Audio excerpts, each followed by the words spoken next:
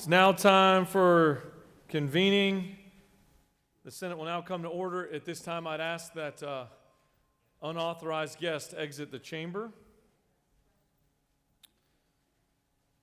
Trying to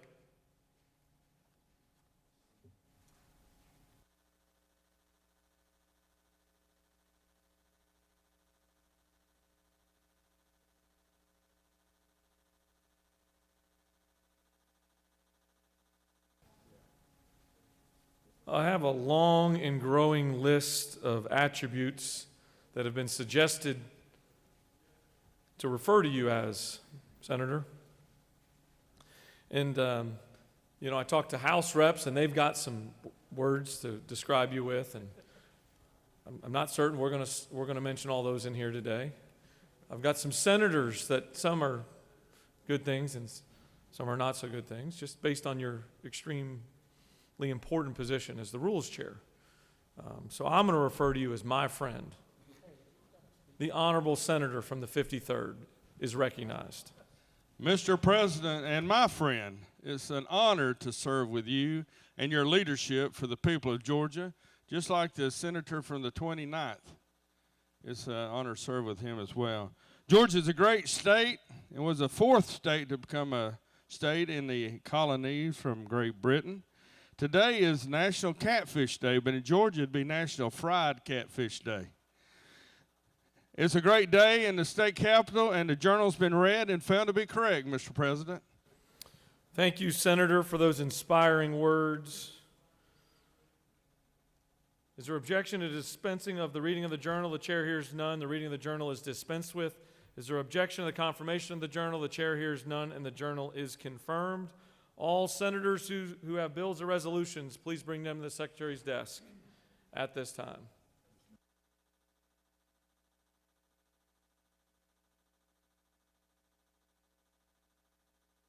Mr. Secretary, first reading and reference of House bills and resolutions, please.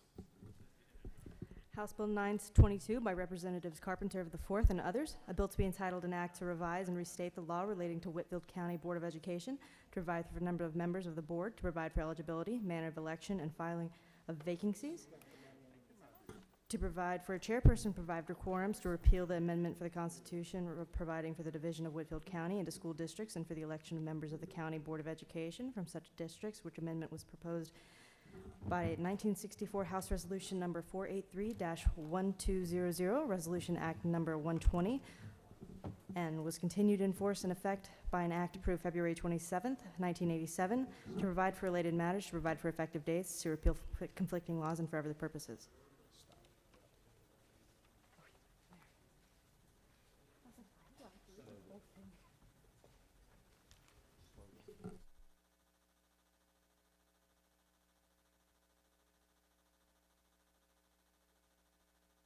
State and local government.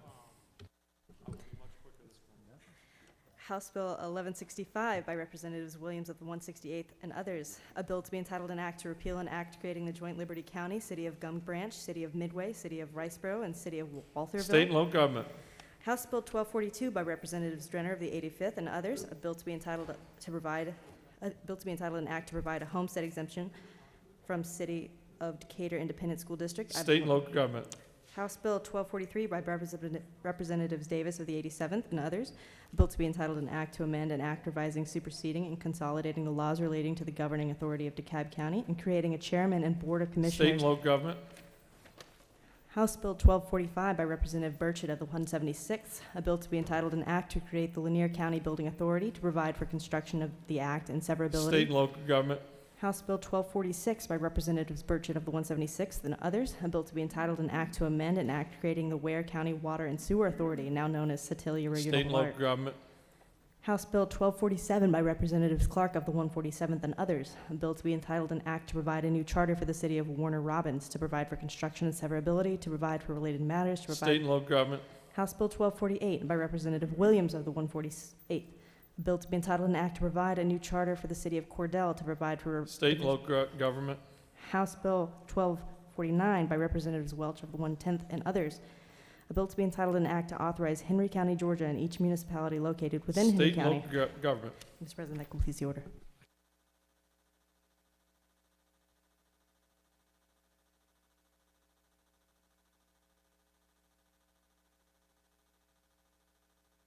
Mr. Secretary, please read reports of standing committees.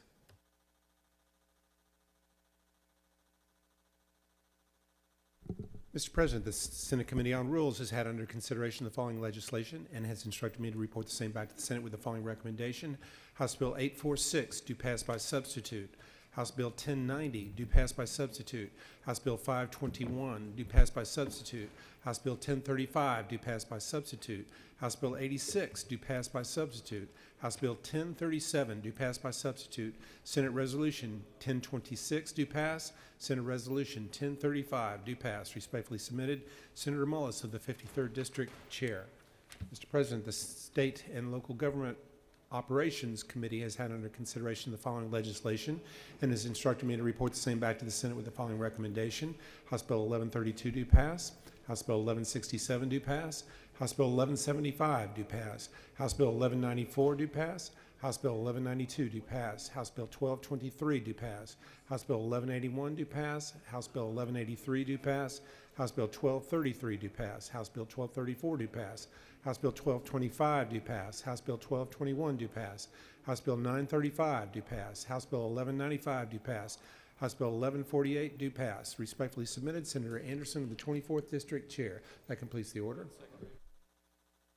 Mr. Secretary, will you read bills and resolutions for the second time? Senate Resolution 1026 by Senator Black of the 8th and others, Georgia High School Association, assessment of its operation and practices pertaining to the inclusion of GHSA members, officials on the GHSA Exclusive Committee encourage. Senate Resolution 1035 by Senator Jackson of the 2nd and others, Senate Educating Adult Student Study Committees create. Mr. President, that completes the order. Thank you.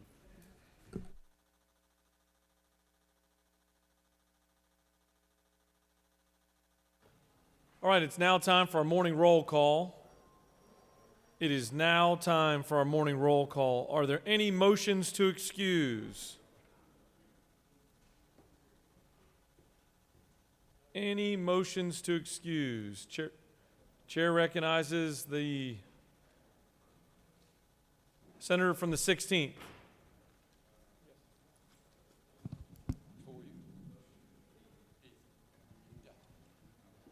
Mr. President, I'd move for unanimous consent to excuse the senator from the 31st for business outside the Capitol. Without objection, the senator from the 31st is excused. The chair recognizes the pro tem.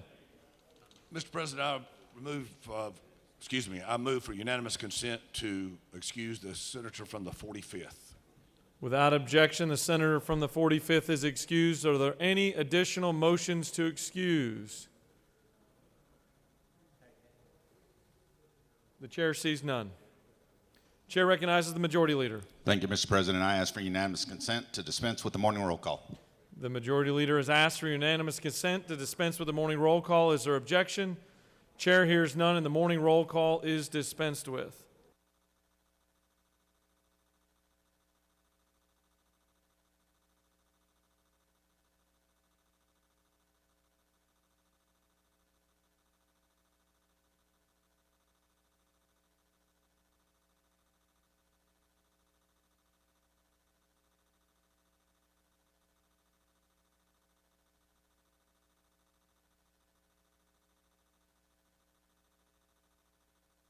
It's now time for our morning devotion.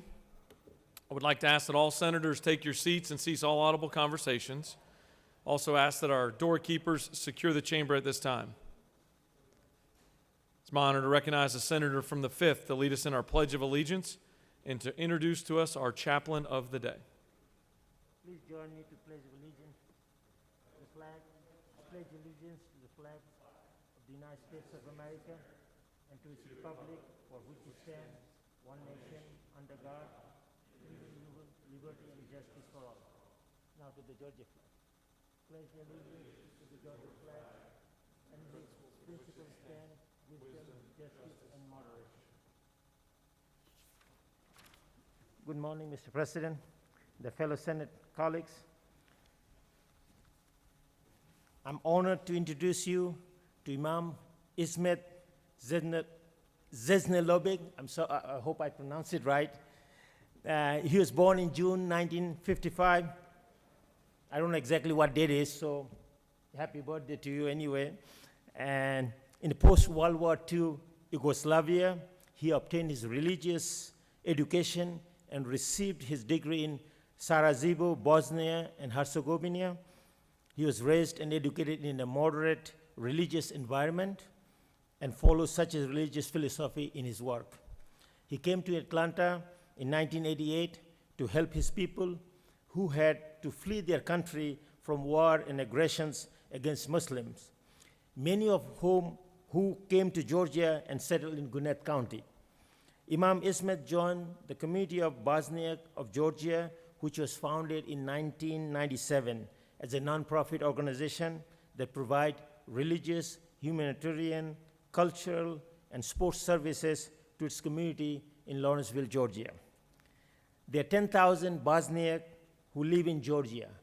Most of them are residents of Gwinnett County.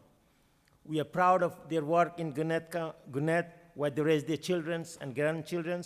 They're proud American of Bosnian descent, and they welcome everyone to visit there. I've been there many, many times. It's a nice place. I ask you, if you are even in Lawrenceville area, Gwinnett, visit. This is a model Muslim community. You can see the residing peacefully in Gwinnett County. Now I'd like the Imam to say a few words and lead us to prayer. Imam Ismet Zet Lobik. I'm sorry if I misplayed.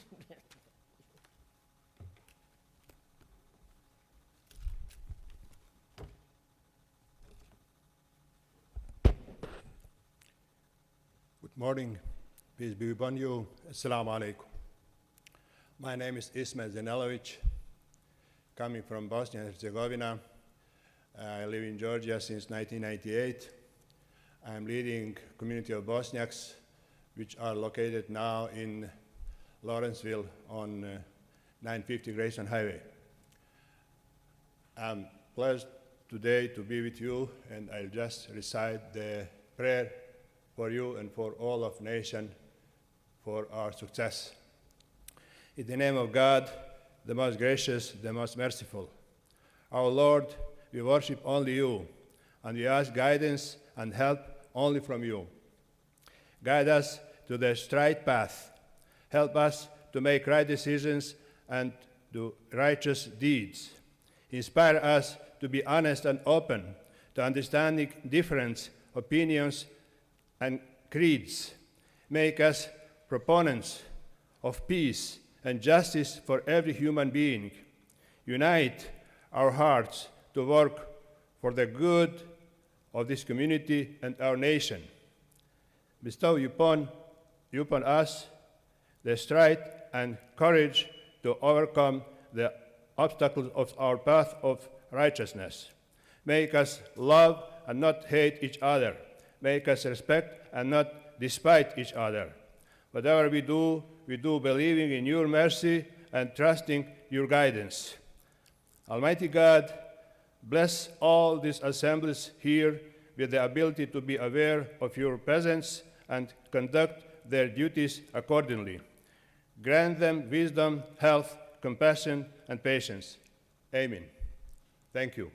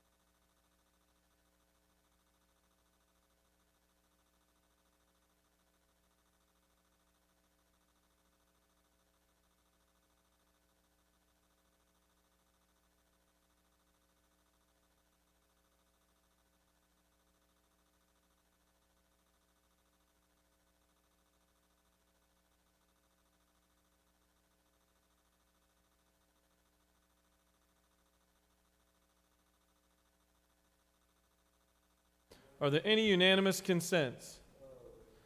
Chair sees none. Does any senator wish to rise on a point of personal privilege? Chair recognizes the senator from the 23rd for a point of personal privilege.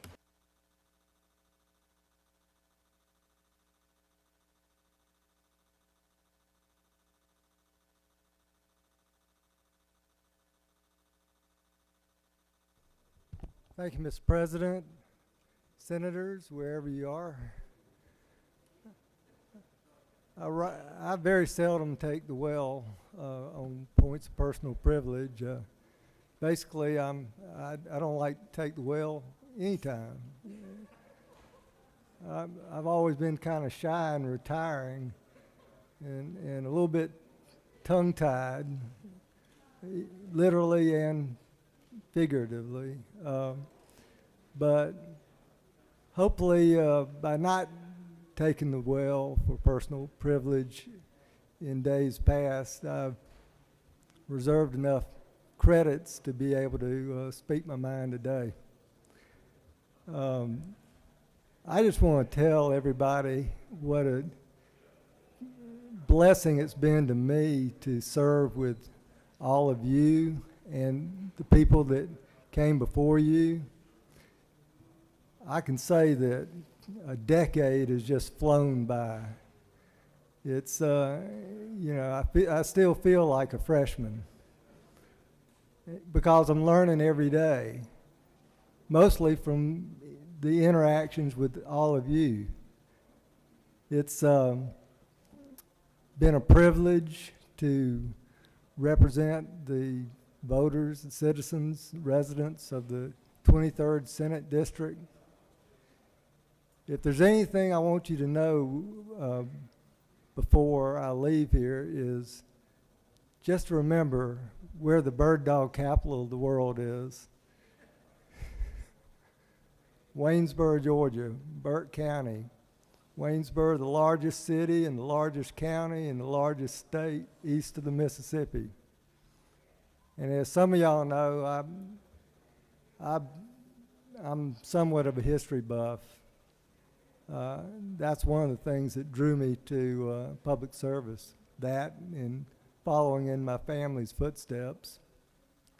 But I don't think I'd ever have run for public office anywhere had it not been for the decision to move back to my hometown. I'd gotten homesick over 27 years of being away. Not very far away at times, but still, it opened up opportunities for me to serve in local government. And I learned a lot. My first elected office was mayor of the bird dog capital of the world. And that was a nonpartisan job. And I learned to work across aisles to get support because Waynesboro is very divided in many ways. But it was a learning experience then, and I've continued to learn from public service. I laid out for a couple of years before getting a call to see if I wanted to come down here the next day to qualify for running for Senate. Tommy Williams caught me at the office late on Thursday evening. It was just fortuitous that I answered the phone because I didn't know qualifying was going on. But he convinced me there was an opportunity, so I took advantage of it. And by fluke, I landed here amongst you. I admire people who stay here for longer than a decade. You're our institutional knowledge. You pass it on to the next generation. But I can't do that. I tell people I believe in term limits. At least I know my limit, and 10 years is it. But I'd be remiss if I didn't thank everybody for helping me along. The voters, the 23rd Senate District is like no other district. I've represented in the course of the decade 13 counties, went through redistricting. I started out with 8, lost 2 and gained 5, so ended up with 11 counties. But my home county, Burke, Richmond, Columbia, McDuffie, Warren, Glasscock, Jefferson, Johnson, Scriven, Emanuel, Jenkins, Washington, and Wilkinson all had the opportunity to serve the people of those counties. And it's a historic district. If you don't remember that Waynesboro is the bird dog capital of the world, you need to remember that Burke County, my home county, is a very historic county, one of Georgia's original counties. It was the scene of battles in the Revolution, in the Civil War. It was the home of 7 governors and 1 signer of the Declaration of Independence.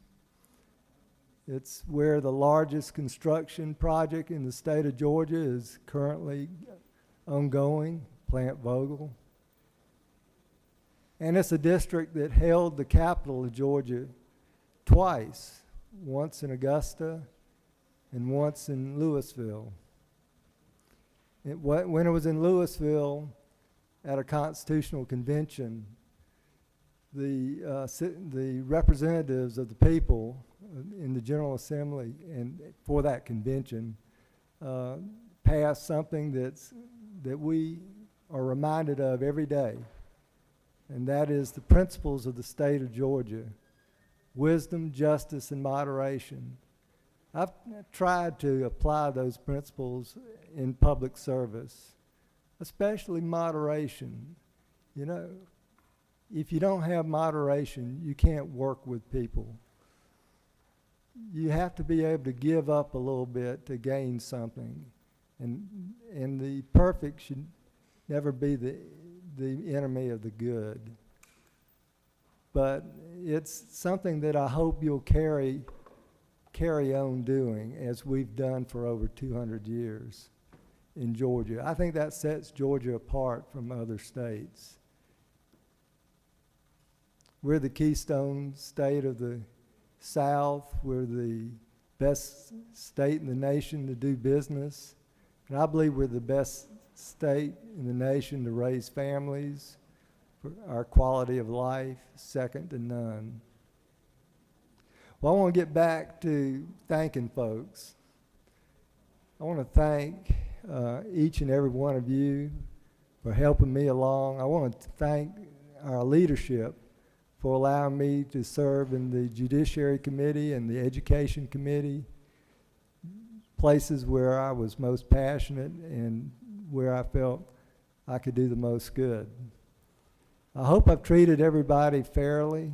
I know I've at times slipped up on things, but hope you'll not hold that against me and forgive me for any mistakes that I may have made. Because I've certainly had the greatest admiration and respect for each and every one of you. I want to thank the people who really are behind the scenes but are so critical to making our chamber work in our General Assembly and our state government. Legislative Council, our admins, Senate Press, Senate Research, the Secretary of the Senate's office. I just don't see how they get all the work done and keep the wheels running. They do a marvelous job, and we ought to all be thankful for them every day. I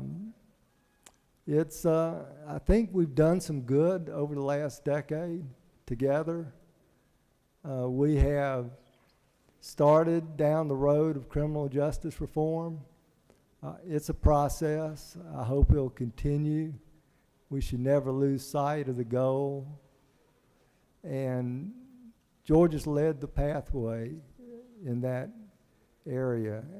We just need to keep remembering, we've passed criminal justice reform bills that weren't labeled that this session, but we need to keep working at it. I want to thank the members of the State Bar. The State Bar provides a wonderful backup, a source of research, a source of support for the lawyer legislators who are here. We don't have as many lawyer legislators as we did a generation ago. At one time, it could probably have been said that half the members of the General Assembly were lawyers. And that probably was too many. But we need to have lawyers because we're the ones who are tasked with applying the laws where the rubber meets the road, so to speak, that are passed by the General Assembly. And we have some experience that we can share on what works and what doesn't and where the needs are. Unfortunately, we haven't done a good job recruiting new lawyers to run for public office. I think that's too bad. I know there's a lot of lawyer haters and lawyer jokes you hear around the halls, but lawyers are just regular folks, except our jobs put us into direct contact with applying laws for the citizens across the state. So I hope that we'll continue attracting legal talent to fill our ranks. I'll have to say that in addition to my love of history, my love of the law also led me here.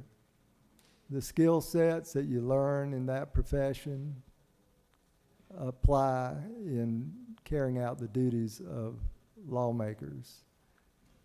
We help people, we solve problems, we represent the underdogs sometimes, and we try to do the right thing. We try to ensure that justice is done. And that takes us back to one of the principles of our great state. I pray for all of you that you will have wisdom and discernment and courage and strength to do the right thing as y'all move forward into the future. And I'll be back home practicing law. I'm just a country lawyer. And generally lawyers have to be carried out of their office. They don't know when to quit. But I'll still be available if anybody wants to call. If you're ever passing through the 23rd Senate District, it takes about almost 3 hours to get from one end to the other. But if you get to that bird dog capital of the world, you'll see the dog on the water tower. Then you'll know I'm not too far away. Stop in, say hello. You'll always be welcome. I just want to end by saying again, thank you, and may God bless you and the great state of Georgia. Thank you very much.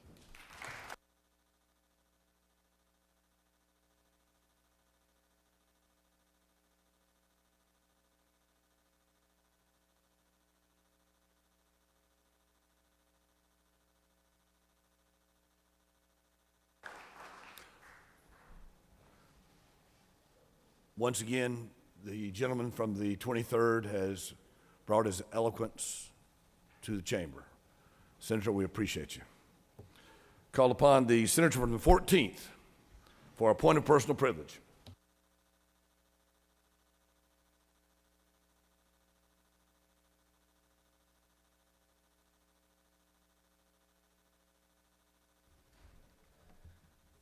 Thank you, Mr. President. I see that we're missing a few members that will be vacating their seats, so hopefully at some point they can hear this. Every year I've tried to write a poem just to acknowledge those that are leaving, not really understanding when we're going to sine die. I've decided to go ahead and do that, so if you'll just indulge me a minute. Or as a senator from 53rd would say, looky here. This place can be chaotic, but it can be fun. Making a difference is usually the motivation to run. This Senate body has endured a lot over this past session. Losing our friends Greg and Jack can easily cause you to question, why sacrifice so much family time and dedicate so many years to something that causes such frustration and can even bring you to tears? It is certainly a major sacrifice at home and at work. Most of those we serve are so grateful, but there's always a few that are a jerk. Each year is different, and this one was certainly unique, from a roaring economy to an environment that looked bleak. First was the pandemic that claimed so many lives, that resulted in business closings from the economy that drives. Then we watched and listened to the protests and cries, demanding each of us to look into each other's eyes. For the one thing that unites and makes us so strong, the universal desire to feel like you belong. Each of you are special in your own unique way. Senator Heath will constantly remind us of the importance to pray. The North Georgia community is very conservative, served by Senator Wilkins, never confused as a yuppie, but he will forever be remembered as a champion for the puppy.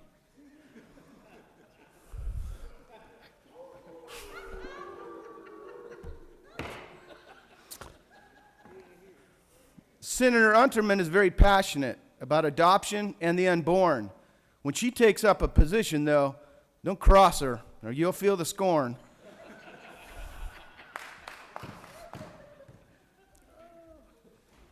Senator Karen Shak constantly asks the question, does it have a fiscal note?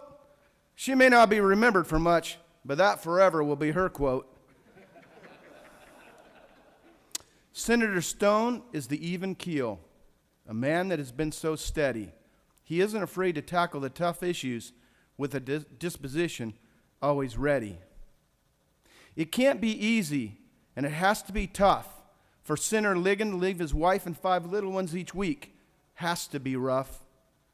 Senator Henson's departure after 17 years allows someone else new to carry the torch as a Democratic minority caucus leader while Steve rests on his porch.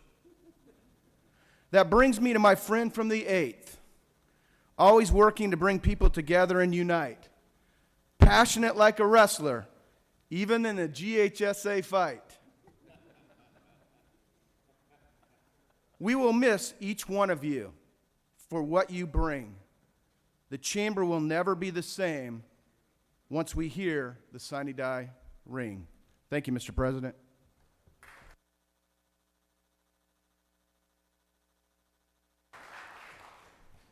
Thank you, Senator. Call upon the senator from the 40th for a point of personal privilege.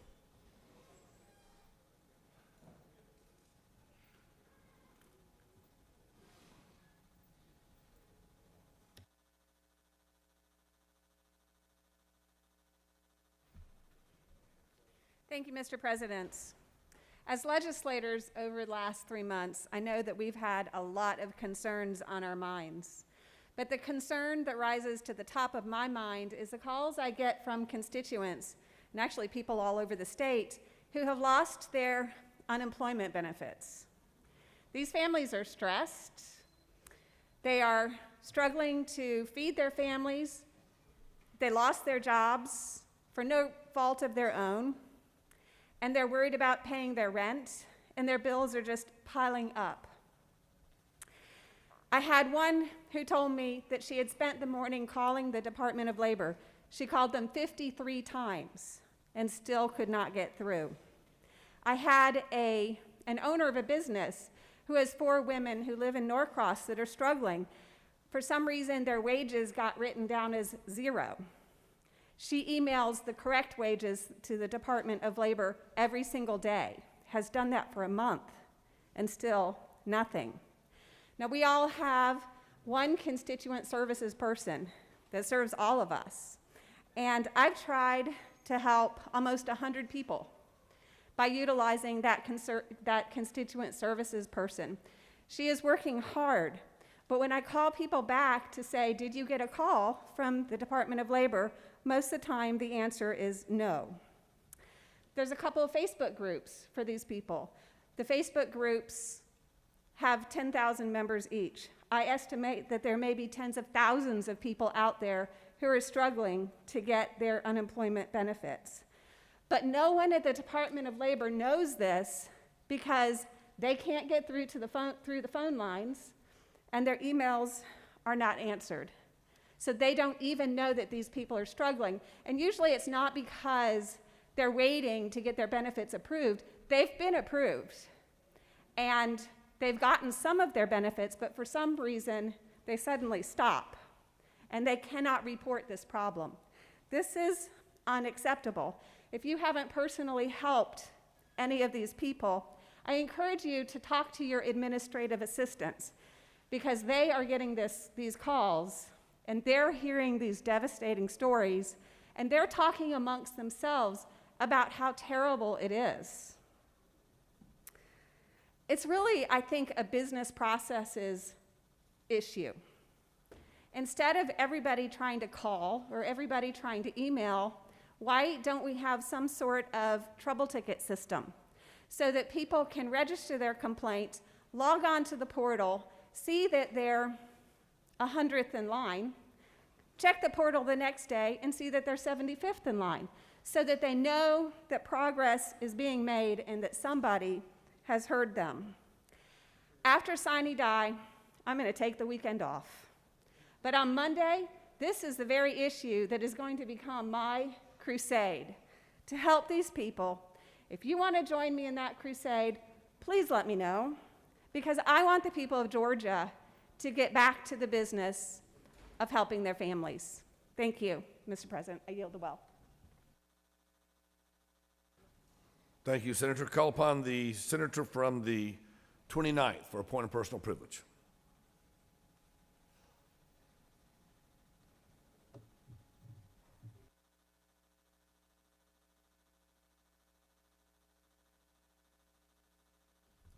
Thank you, Mr. President.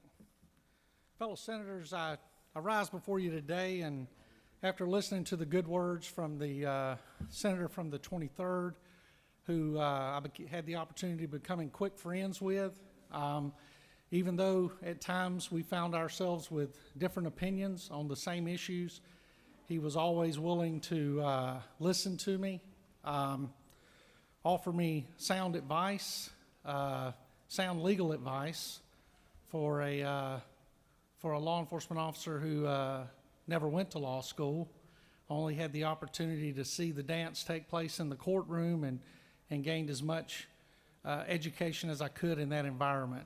And he is a unique person within his profession. I know all of my friends, for the most part, are either law enforcement officers or lawyers, which makes for a unique group. And he is a standout amongst that, and I'm going to miss him. But I rise today for another reason. When I got here at the beginning of the week, there were protests, peaceful protests in the city of Atlanta and riots in the city of Atlanta. And the victims of crime and the other chaos that was going on in the city, they had one person to blame, and that was the man or the woman in the uniform. A lot was said about the reason that these protests were going on were because of cops. And the word hate was used a lot, which was a word that growing up I was never allowed to use in our house, and neither were my sisters. My mother told us that hate was a very dark place to go, and she did not know of anything that could ever move a person to that dark place. And there were other words we weren't allowed to use. I've got a daughter who's 28 and a son who's 25, and neither one of them have ever heard me use a profane word, a cuss word. And there are people in this chamber that are shocked and surprised by that because y'all have all heard me use language that at times may not be appropriate. But I'm in an unusual position today because I am still a law enforcement officer. A law enforcement officer is a man or woman in a uniform. They're black, they're white, they're different genders, they're different, have different sexual orientations, and they all are different religions, and some have no religion at all. But what concerns me is when this morning I get up and I have a text message sent out by someone, or excuse me, a Facebook post by someone who is elected to operate in this building, that is a photo of some of the men and women that are hired to protect us inside this building, standing outside of a chamber doing their job in their uniform, and the hashtag says, Klan at the Capitol. They are compared, my brothers and sisters, to one of the most absolutely horrific hate organizations that have ever existed on this planet. This is not the path to solutions. This is not the path to reform. This is nothing more than another divisive way to divide the sides and hinder reform. And then I get another one from someone elected who serves in this building, and because they didn't appreciate the way that the food was served yesterday, the food that I didn't eat, I wasn't here, I didn't see it. It referenced a Mexican COVID buffet. Let me be clear, this is something I've never brought up from this well because I felt I had no right to bring it up because of the color of my skin. Because if I bring it up because of the color of my skin, I'm referred to as a racist, or I'm referred to as somebody who is virtue signaling. But my wife, who many of you know, is the daughter of a Mexican whose father and mother immigrated to this country from Mexico. I'm a law enforcement officer, and I respect everybody.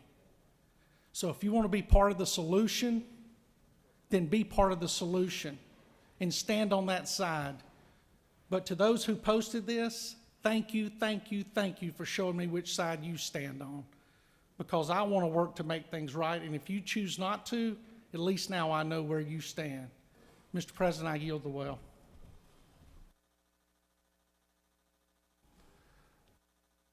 The senator speaks with great passion. Call upon the senator from the 55th for a point of personal privilege.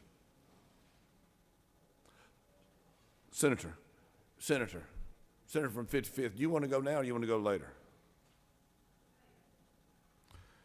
Call upon senator from the 9th.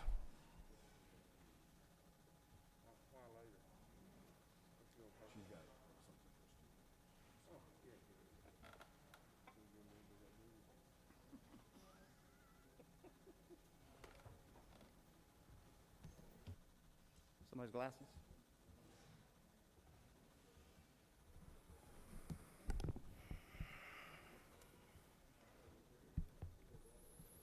Thank you, Mr. President. I rise today to talk about the hard-working men and women that do so much for us here at the Capitol. This time of year, when we're in session, they literally drop everything and they work long hours to make sure that we can accomplish the work, the important work that our constituents send us to Atlanta to do. Constituents, excuse me. I saw two things yesterday that were troubling. I did not come down here excited to cut my pay. And I know that none of you really did either. But as leaders, sometimes we have to make sacrifices so that the people working for us can have more. There's a leadership book out there that's titled Leaders Eat Last by Simon Sinek. And I think there are times that we have to do just that. And I'm proud that the state Senate, I know we weren't totally unanimous, but by a great majority, the state Senate stood up and we voted to cut our pay by 11% so that we can reduce the furlough days of the employees that work for us so they can have more, and they serve our chamber. I was disturbed yesterday when I saw that Democrats in the House voted against this measure and defeated it from being passed. They determined that instead of leading they would vote to preserve their own compensation at the detriment of these hardworking Georgians. Instead of sacrificial leadership, they decided to say to the employees of this legislature, let them eat cake.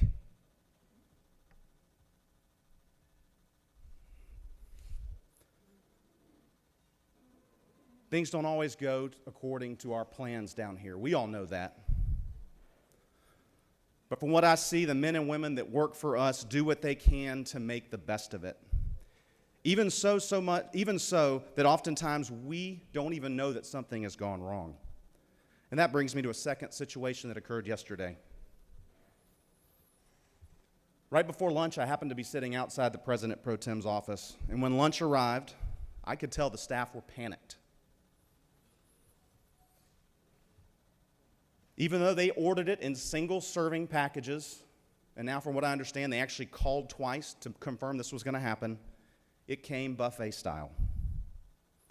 I saw our hardworking employees figure out how they could serve us safely. I saw them don gloves, put on masks, well, they already had masks on, put on aprons, and man their stations to serve us individually until each one of us had the food we needed, and they did it safely. Now, at that time, I heard one of our colleagues come up in a public manner and say, I'm not eating lunch today. Can my admin have lunch? Totally fine, right? We would all do that, and there's always plenty. And, of course, our staff said, absolutely. Our pleasure. Please send them over. We'd love to feed them. I was shocked to hear later that that very same member posted a photo criticizing and condemning the actions of our Senate staff for the lunch they so carefully served us. What we do down here is more than a game. There are real people who work for us with real emotions and real feelings. I'm proud that we stood together to make sure they have as much, hopefully we can fix this, make sure they have as much as they possibly can this upcoming fiscal year. But I want us to each realize that the actions that we take can crush these employees. It can crush their emotions. It can bring them to tears, because it did yesterday. And they're doing everything in their power to serve us the best way that they know how. Mr. President, I yield the well. Senator, thank you for your comments and your passion. Call upon the senator from the 26th for a point of personal privilege.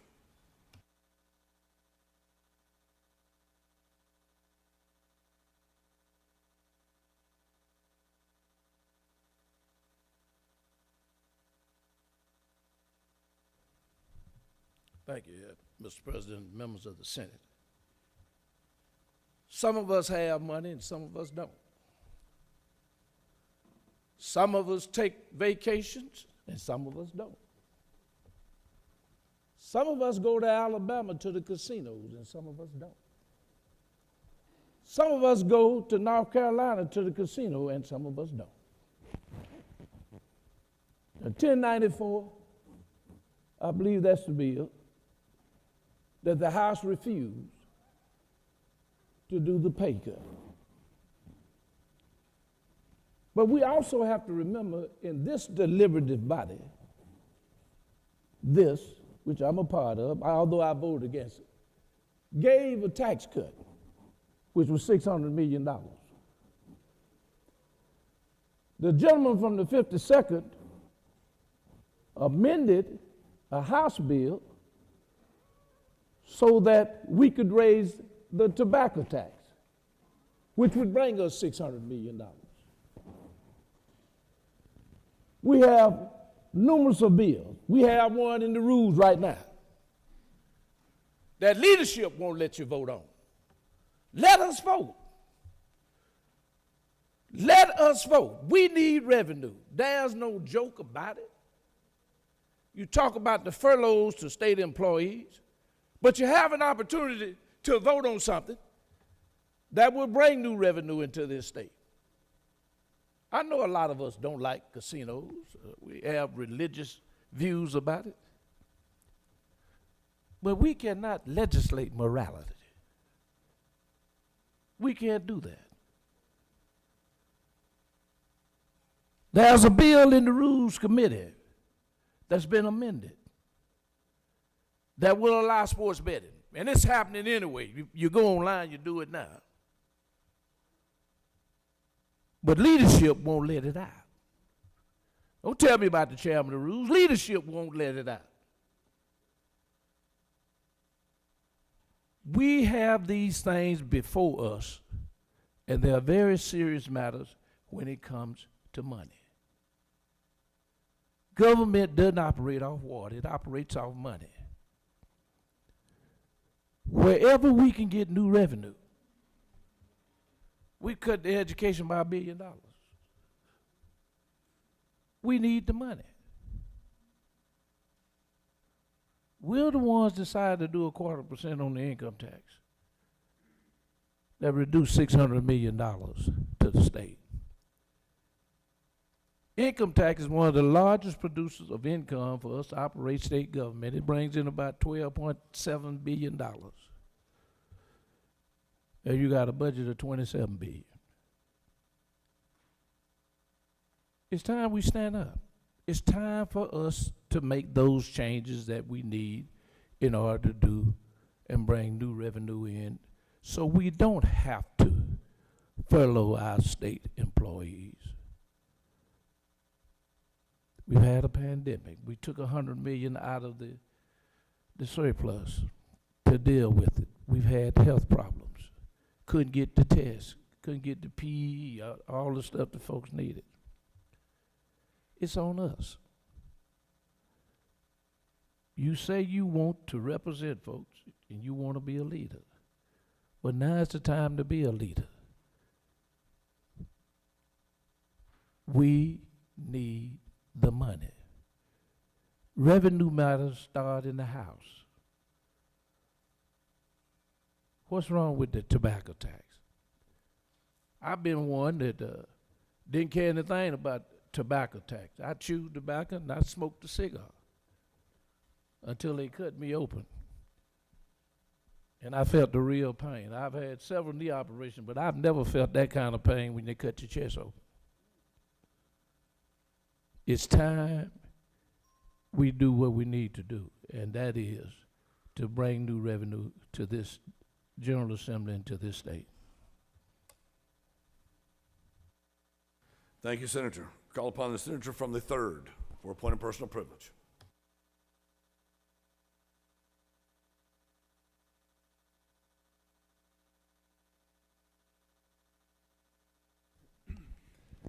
Thank you, Mr. President. I just wanted to begin my remarks by expressing my gratitude to the people of the 3rd District for putting their trust in me to be able to represent them in our state Senate, because it gave me the opportunity to come up here and to work with you. I consider all of you a friend, and you know, you have definitely enriched my life. Proverb says that as iron sharpens iron, so one man sharpens another. And I can tell you, I've definitely been sharpened. And some of you have worked on me a little more than others. But that's good for you. It makes you a better person and a better man. And I appreciate the fact that you all have listened to my ideas and have heard me out. And even though you may not have agreed with me, I know sometimes you thought, well, here he comes again. We have to listen to him. But that's okay. You gave me that consideration and that grace, and I'm very grateful for that. If I'm leaving, I just want to share something that's important to me and that I've tried to advocate for and advance. And it's those things that I think that are really important to us as a nation that set us apart from a lot of other countries, and I think that ultimately has made this nation the envy of the world. That's why so many people want to come here. And that's some of the values that we have: our right to freedom of speech, the right to exercise our faith, the right to gather in public and make our voices known, to associate with those that share our ideals and values. And I guess maybe it's important to me because when I was a boy growing up, my family moved to Spain in the mid-1960s. And while it wasn't an oppressive country, we lived under the rule of a dictator by the name of Francisco Franco. And you didn't have those values. And my father taught in a seminary in Barcelona, Spain, and one afternoon he didn't come home from work. And that was because he had been arrested by the Guardia Civil, that is the kind of the special secret police, because he was out on the street with some of his students, and they were inviting people to come to a service that they were going to have. And that freedom was limited. And he spent some time in that police department. It was an interesting ordeal, but they eventually let him go and everything worked out. But as I thought about that through my life, it made an impression on me that we have a real gift. And I just encourage this body to not only defend, but to advocate for and promote and advance laws that will protect and enhance those values. It's so important. When I look at our nation today and so many of the things that are occurring, I see that those values are being constrained and that it's being pushed and challenged around the edges. And I can just tell you, if we ever lose that, and if we ever come to the point where these principles are diminished, then it will be a very sad day indeed, and we will see that so many of the opportunities and liberties that the people of this country enjoy are gone. So I just want to tell you that, again, thank you for letting me work with you. I know that I'm going to see all of you again because everyone wants to come to my district, to the Golden Isles. And so when you come, please give me a call. I'd really like to talk to you and catch up on things, and maybe we'll go buy you a fried shrimp dinner when you're down there. So God bless you, and we'll see you around.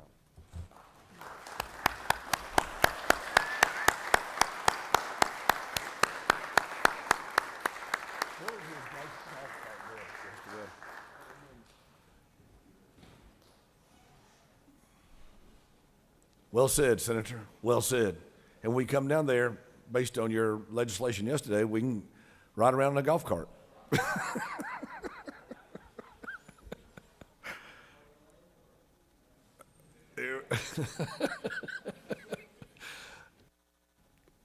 Call upon the senator from the 33rd for a point of personal privilege.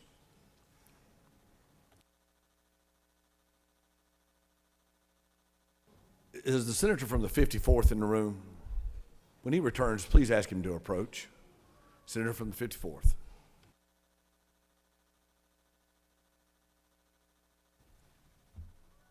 Thank you, Mr. President, my fellow senators, colleagues, friends, and the rest of y'all.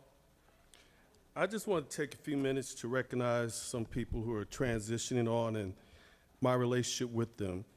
First, I want to start with the senator from the 50th, John Wilkerson. He always extended a welcome invitation to be a part of the 4-H competition. And I remember every year I looked forward to that. I would shine my doo-doo kickers, AKA my cowboy boots, and I would go down there and participate. I remember the first year I went, the calf I had was named Bluebell. And for some reason or another, I stopped eating Bluebell ice cream because I thought that maybe she would become Bluebell ice cream. But then they said, nah, that won't be the case, and they took me to go have a hamburger. Some of y'all not in ranching don't realize that most of your fast food burgers are made from the female bovine.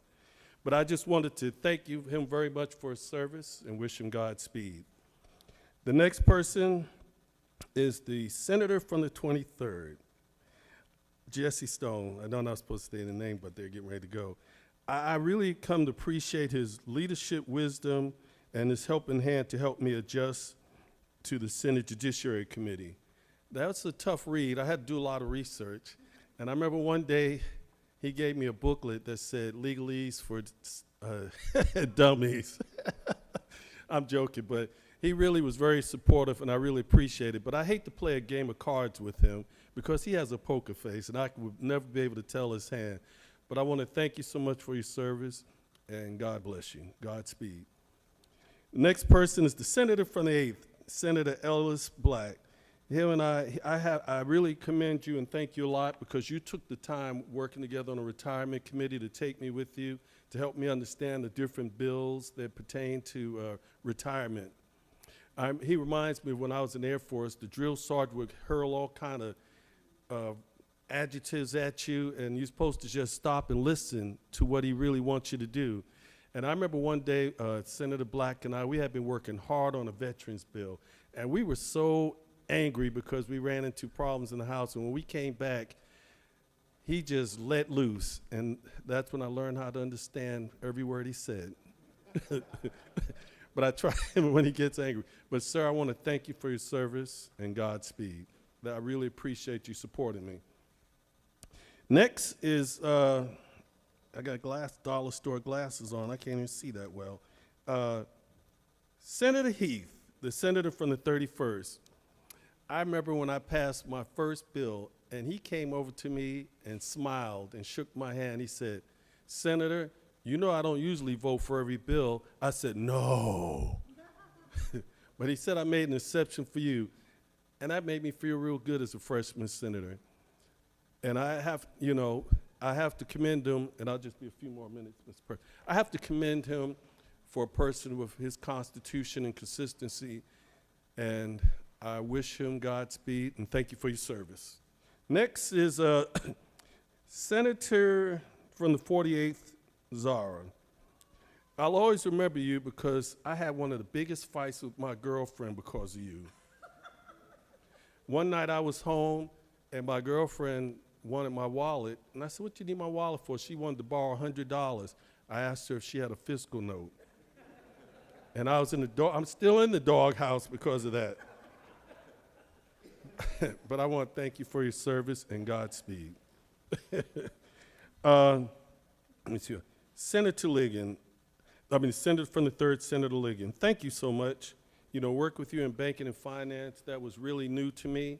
And I remember working with you on a bill I had, Senate Bill 20, and you would guide me, so I don't think you want them to attach this to it, and well, just work on this and bring it back again. And I finally, thanks to you, got it through where now it's in the House waiting to vote. But you were always patient, and you worked with me and helped me to understand what was going on if I had a question. Thank you so much for your service, and Godspeed.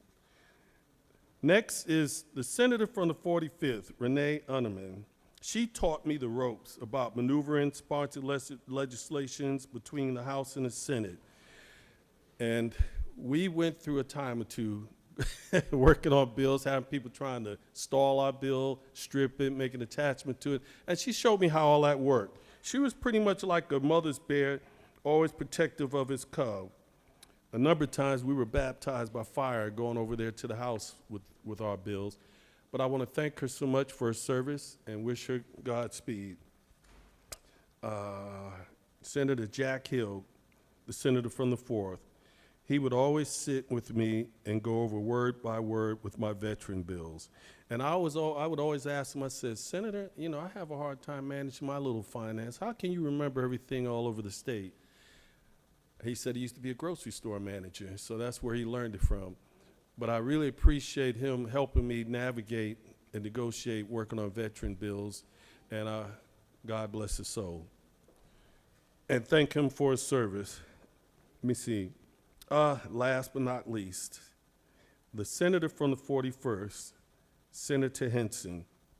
What can I say? In the Air Force, my job was preparing people for leadership and training them leadership within the framework of teamwork, because that's important. Just like we do here all the time. We all have our individual needs, but we come together, work together in a teamwork to try and make sure that it gets passed.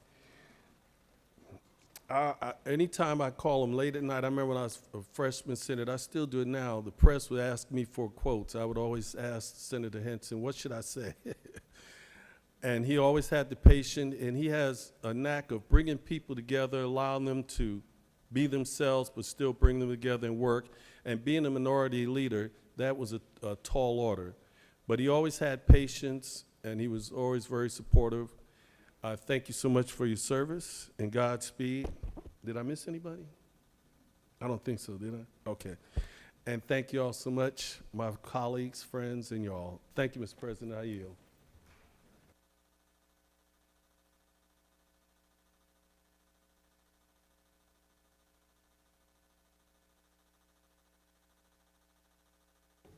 Call upon the senator from the 48th for a point of personal privilege.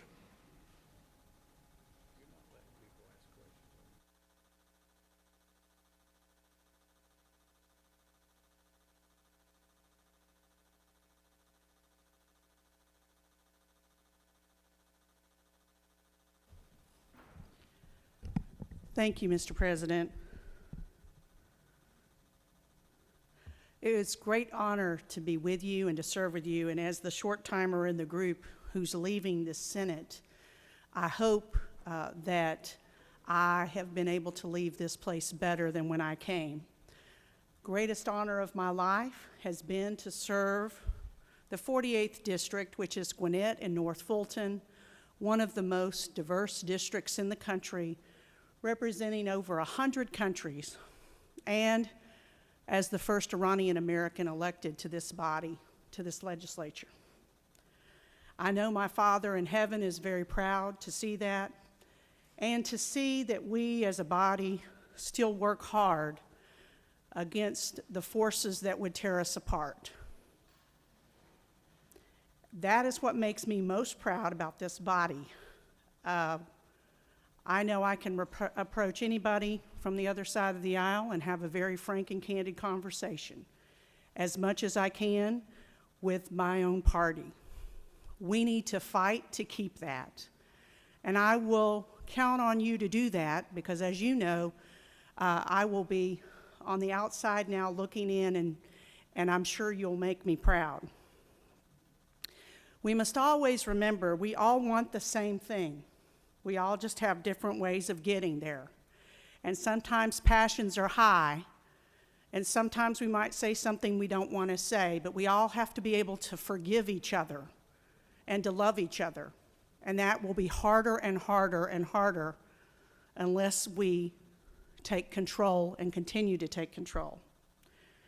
The reason I ran for office is that my daughters, who are teenagers, demanded, "Mama, somebody's got to do something.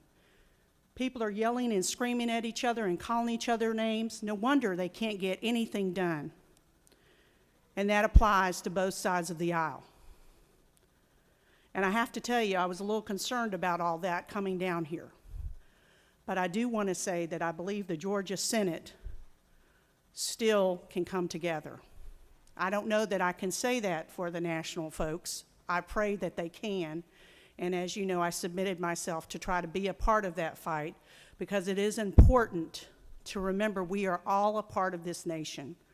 No matter where we come from, no matter the walk we have walked, we must always come together to make our world a better world. And I have faith in each of you. I want to thank the folks who are on my committees. As you know, I ask lots of questions, and I had great opportunity to learn, and people were so helpful to me.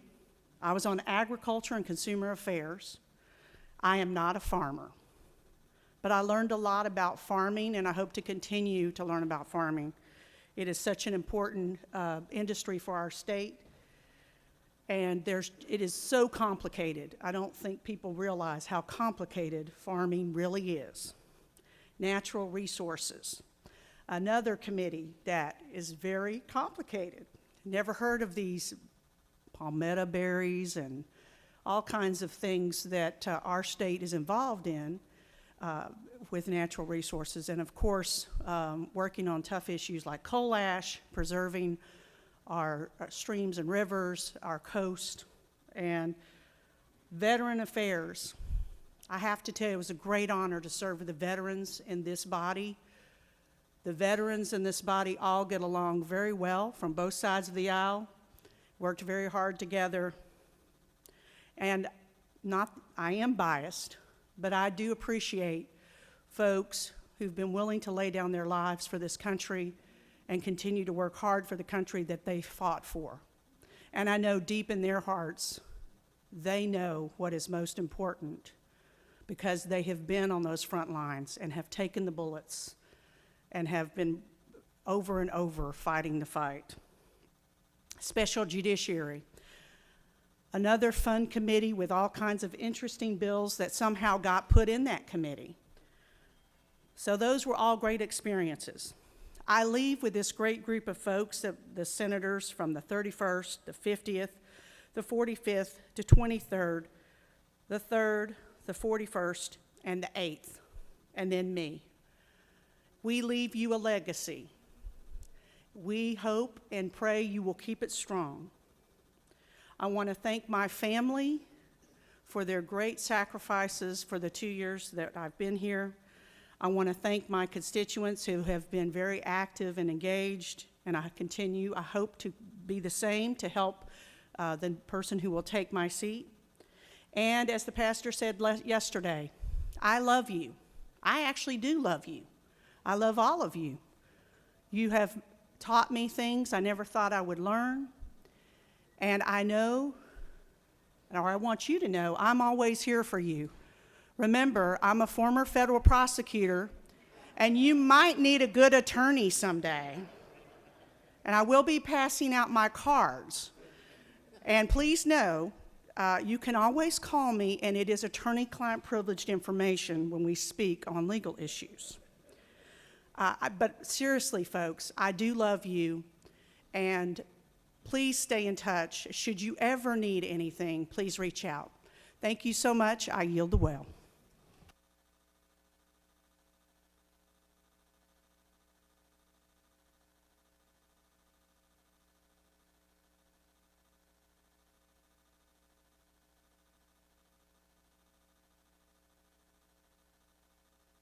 Call upon the senator from the 41st for a point of personal privilege.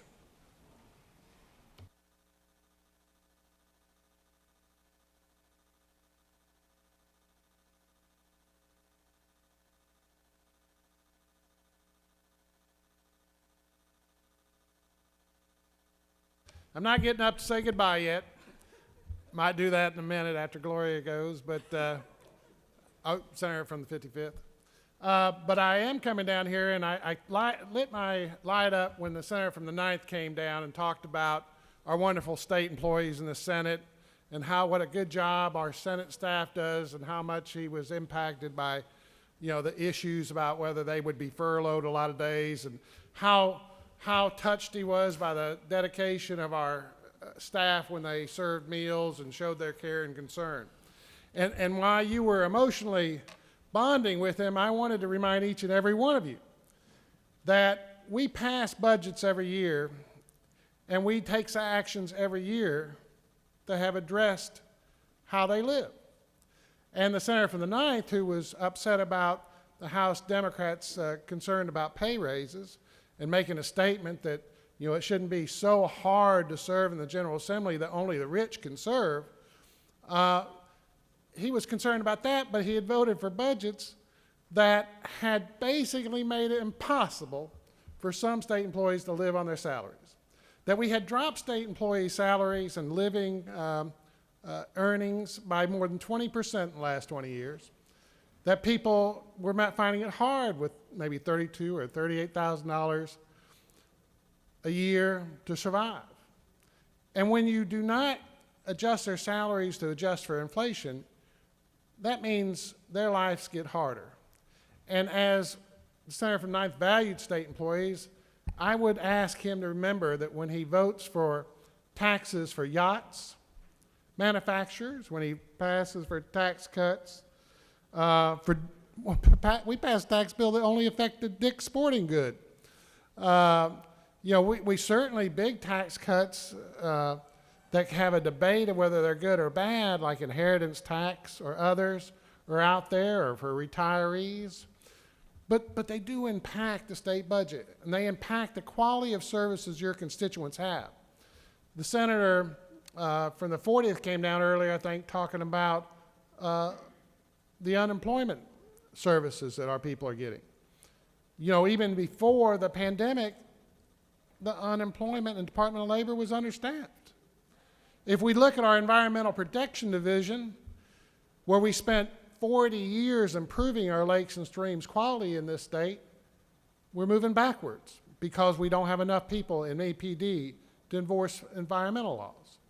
So if we're going to cry about another few days furloughs for state employees, our state staffing, which I definitely empathize with, and I voted to take the cut, which was easy to do since I was leaving the building.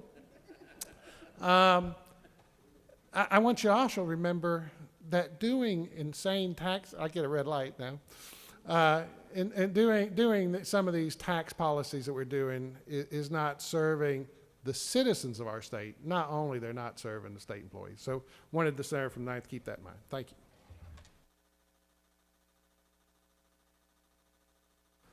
Thank you, Senator. Call upon the senator from the 13th for a point of personal privilege.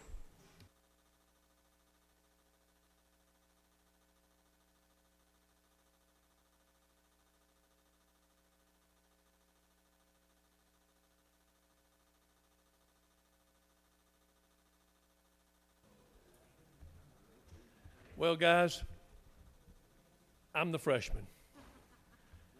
Been a while since I've been called a freshman. It's nice to be a freshman. It's also nice to know how privileged I am to sit with you folks and to be part of something that only 56 people can be part of.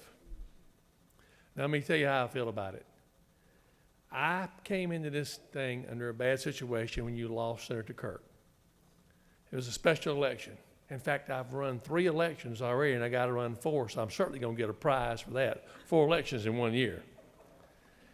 Having said that, each one of you have taken up time with me, and I greatly appreciate it from across the aisle. You've shared your knowledge, you've shared your wisdom, and you've given me guidance that I needed. Because I'm going to be honest with you, folks, it's a little intimidating. And I even look at some of you that's been around here a long time, and you tell me it's a little bit intimidating sometimes. Having said that, I hope to learn more and more from you. The ones that are leaving, who I've been extremely upset at for leaving, I don't know why you don't put your name on a write-in system and get elected again. And you might have not been thinking very smart when you said you were going to leave. You probably need to stay. But I want you to know how much it meant to me that you took time with me. I appreciate each and every one of you that took that time to tell a young freshman how to do it and what to do and what we were doing. Leadership has been good to me. Lieutenant Governor has been kind and giving me his time and offering suggestions. I hope I can be a great leader one day that, like you guys are, and bring great bills that help the state of Georgia for all people, not just some. And I tell you this because I tell you something, folks. There's a lot of people out there depending on us. There's a lot of people hurting. I've got hundreds of inbox mails of people who can't get things done, who are begging for this and begging for that. And quite frankly, I don't know what to do for them.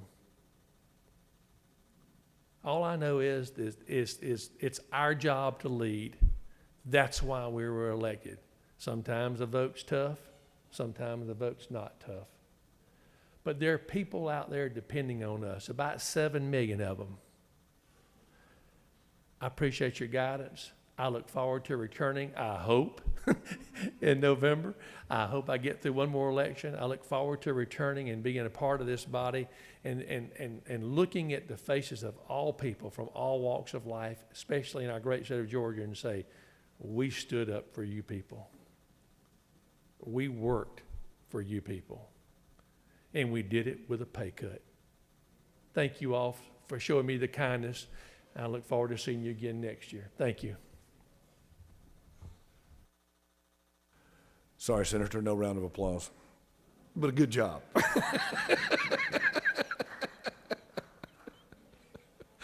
Senator from the 53rd, you are called upon for a point of personal privilege.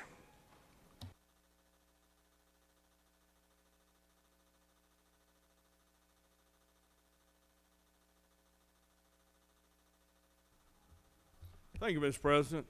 Now, this is an emotional day to some people, and we hate to see all of y'all, some of y'all go. And cousin, we hate seeing you go. But I am number 4 in seniority. And I'm going to break the rule because everybody else has today. Please excuse me. My good friend, Mr. Harbison, Senator Harbison, is number 1. Gloria Butler, number 2. Horsina Tate, number 3. And Jeff Mullis is number 4. I never had any intention to stay this long. But once you get in the process and you become effective and you can make things happen, and we're a part-time citizen legislature, we balance our budget, why not if the people keep sending you? Now, my election a little tougher than it usually was, but I beat that little that guy by more than 6,000 votes, even though he lied about me the whole election. Okay, I'm bitter, and I won. But I want to talk. I love all of you too. Well, most of you. Well, a few of you. No, I do. I really enjoy working with every one of you.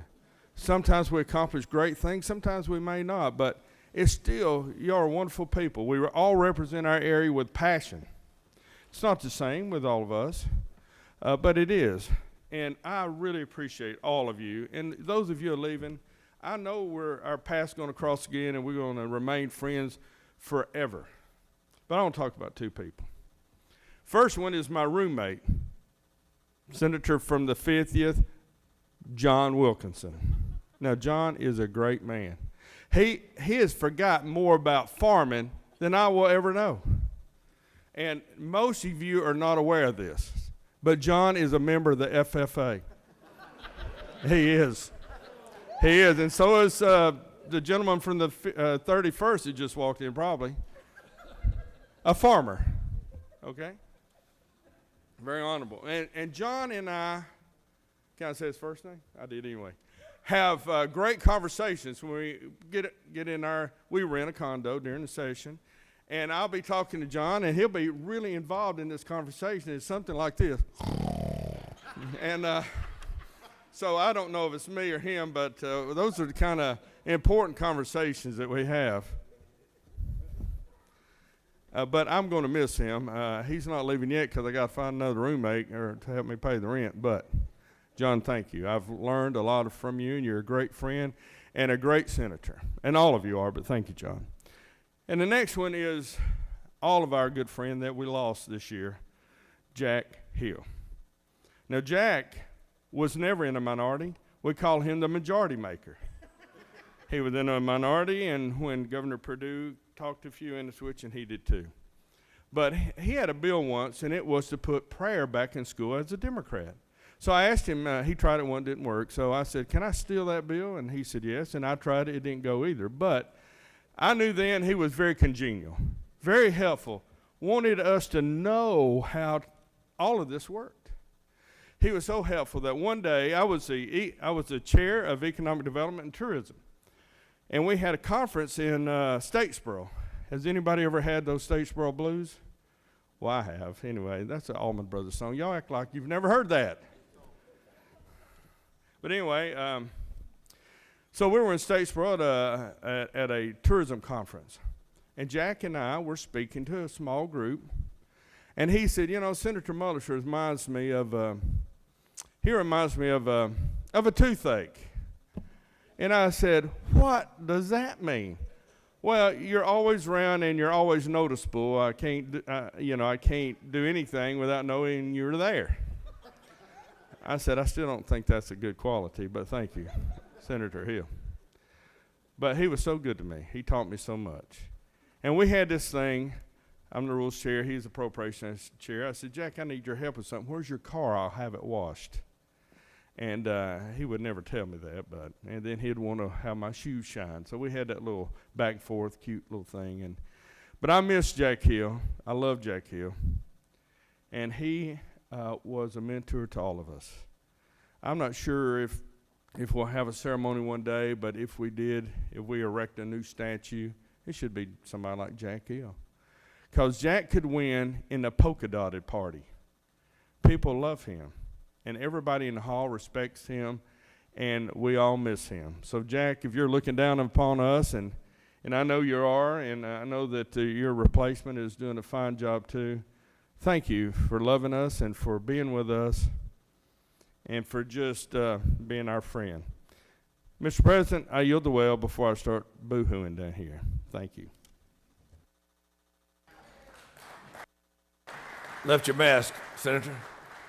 Excuse me, Senator, very eloquent and very appropriate words. Would someone go over there and give him a hug?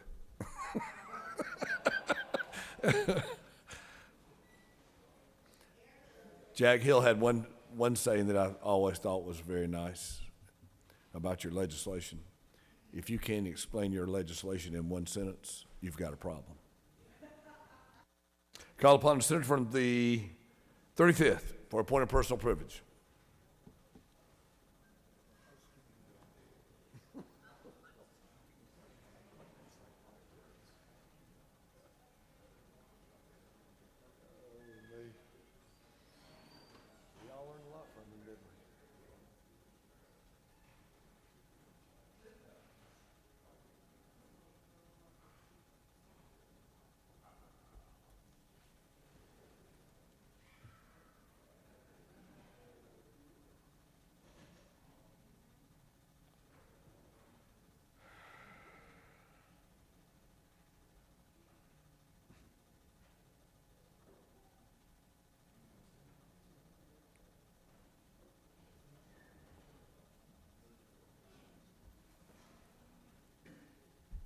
Thank you, Mr. President.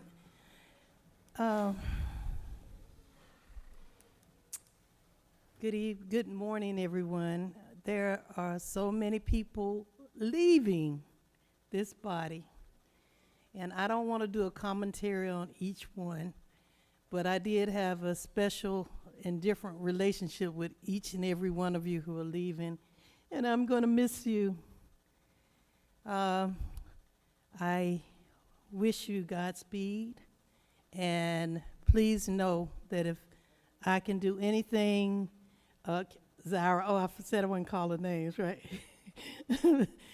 Senator of the 8th, too, and 31st even. We had our knockdown, drag out. No, we didn't. But I don't want to keep on talking about them. The senator, there are some of the senators who will still be here who I look forward to working with.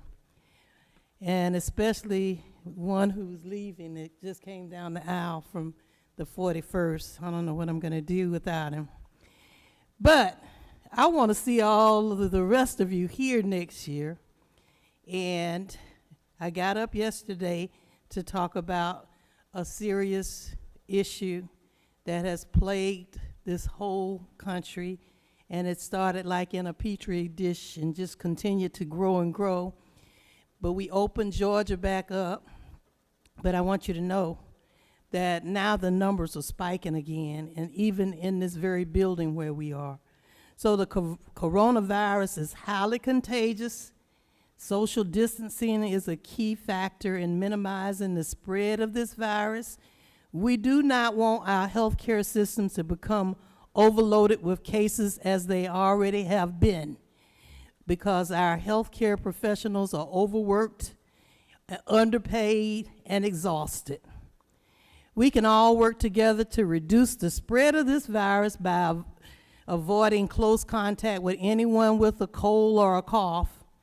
Please cover your nose, your mouth, when coughing or sneezing with the tissue, and throw the tissue away immediately. Even watch out on these little things, these telephones. You're using them. You're using other people's phones. So just clean your hands frequently with alcohol-based hand sanitizer and soap, and I encourage all of you to follow the Center for Disease Control's prevention and updates. I don't know why people don't want to use a mask, but I'm giving away free masks to anyone, and not just one. If you want more, look, I got them here. I got them in my car. I am trying to help you stay healthy, because I want to see you back here next year, and I want to not just see a picture or hear about something, because I really do enjoy working in this body. So God bless you. Take care of yourselves, and Godspeed. I yield the will.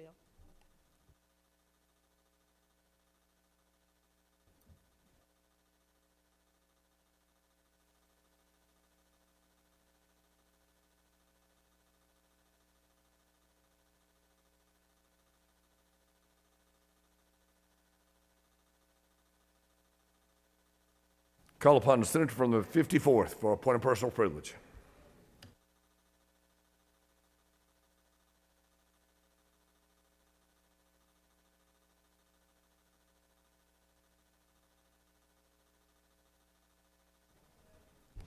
Thank you, Mr. President.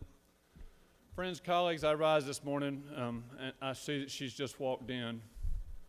But this morning I wanted to come to the well and just speak to the senator from the 43rd. Yesterday, and I don't know if a lot of people were aware of what happened yesterday, but Senate Bill 288 passed.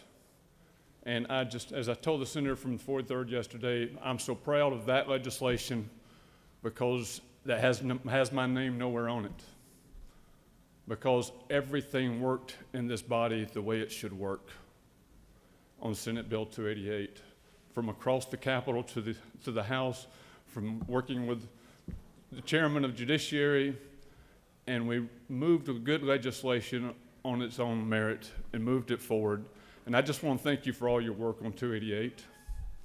Thank you for being able to work with me, but as many of you might not know, Chairman Ballinger of the House Juvenile Justice Committee, she took ill this year and found out she had cancer. And so she had this bill that I had been watching and looking at and had with great interest, and she'd worked on it for a long time, and knowing that she was going to, so I took her language and went to the Senator 43rd and said, look, can we move this forward on your bill that's in Judiciary? And she was gracious enough to let us put that language in the bill, and we moved great legislation forward. We broke all the molds. We worked across the aisle, we worked across the Capitol, and for Senate Bill 288 to pass. And I just wanted to speak publicly to say, we proved that it can happen. And thank you for all your help, thank you for all your effort. Mr. Chairman, thank you for your help in Judiciary. And I just wanted to come to well and say, this is the way it should happen. Put our egos aside and let's just all conspire to do the right thing. Thank you, Mr. President.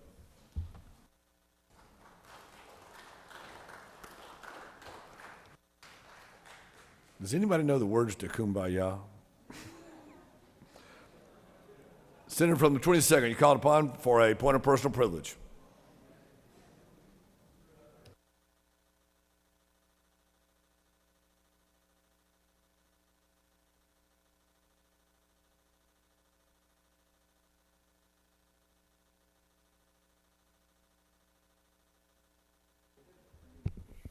Thank you, Mr. President. Thank you, Mr. President. I'll take just a few minutes.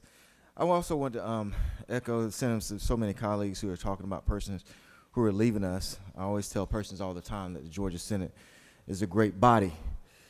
Augusta politics is extremely tough, very tough. And so we talk about each other a lot, badly, unfortunately. And I remember when I got elected, before I got elected, I heard a lot of things about the senator from the 23rd. I was my office was a little white house. I didn't have a peephole. And I was at my office one day, and the door knocked. Couldn't see who it was. I opened it up, and there was a senator from the 23rd. Never met him today, but heard all sorts of bad things about him. He probably heard all sorts of bad things about me. Oh my God, this Harold Jones guy got elected. He's this liberal, crazy person. But on his own, he never called. He had court because I was right outside the courthouse. My office was right outside the courthouse. I guess he had court that day and he walked over. And from that point forward, we have been friends in this body. He's been my chairman as far as Senate Judiciary is concerned. I remember once he actually appointed me to be chairman of like a subcommittee dealing with DUIs because he knew that I had experience in the DUI law because of my solicitor experience. So that always brought home to me from that first day what the Georgia State Senate really should be about.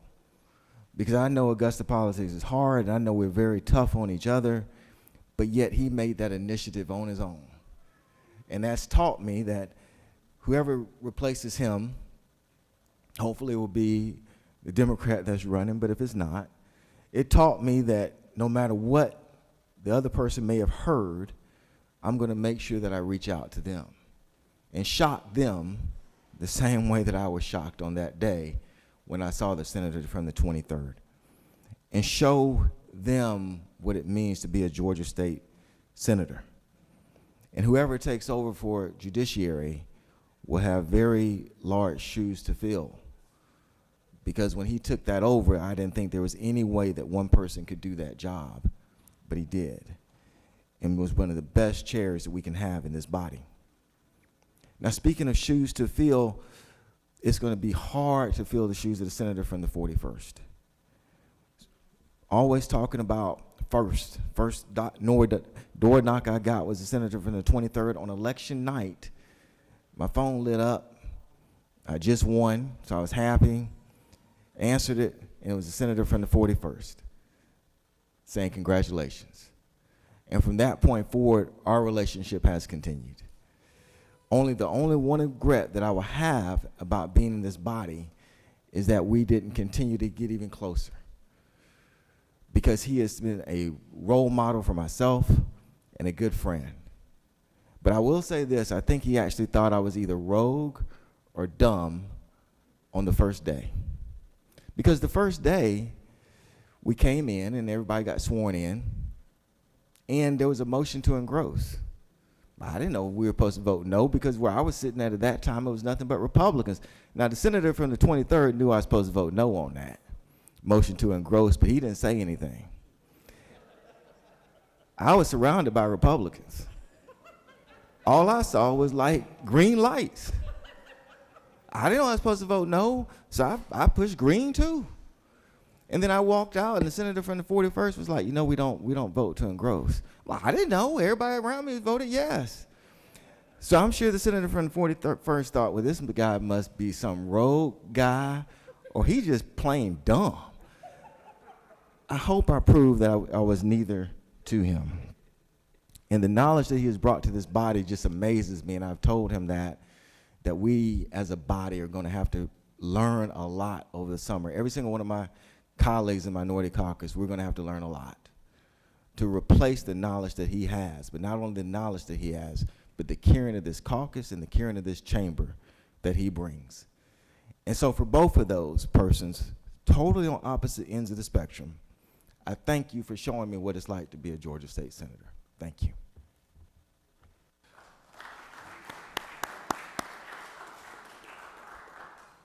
Keep an eye on him, guys. Senator from the 44th, you recognize for a point of personal privilege. Somebody wake her up.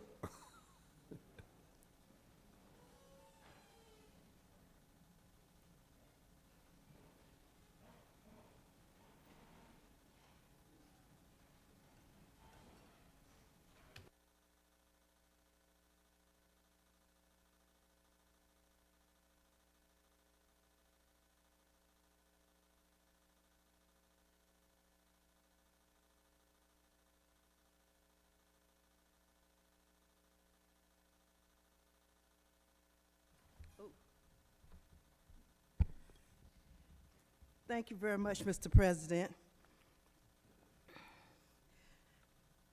To all the senators who are retiring and leaving the Senate, thank you for your service to the state of Georgia. We lost two senators who cared about people, in my opinion, Senator Greg Kirk and Senator Jack Hill.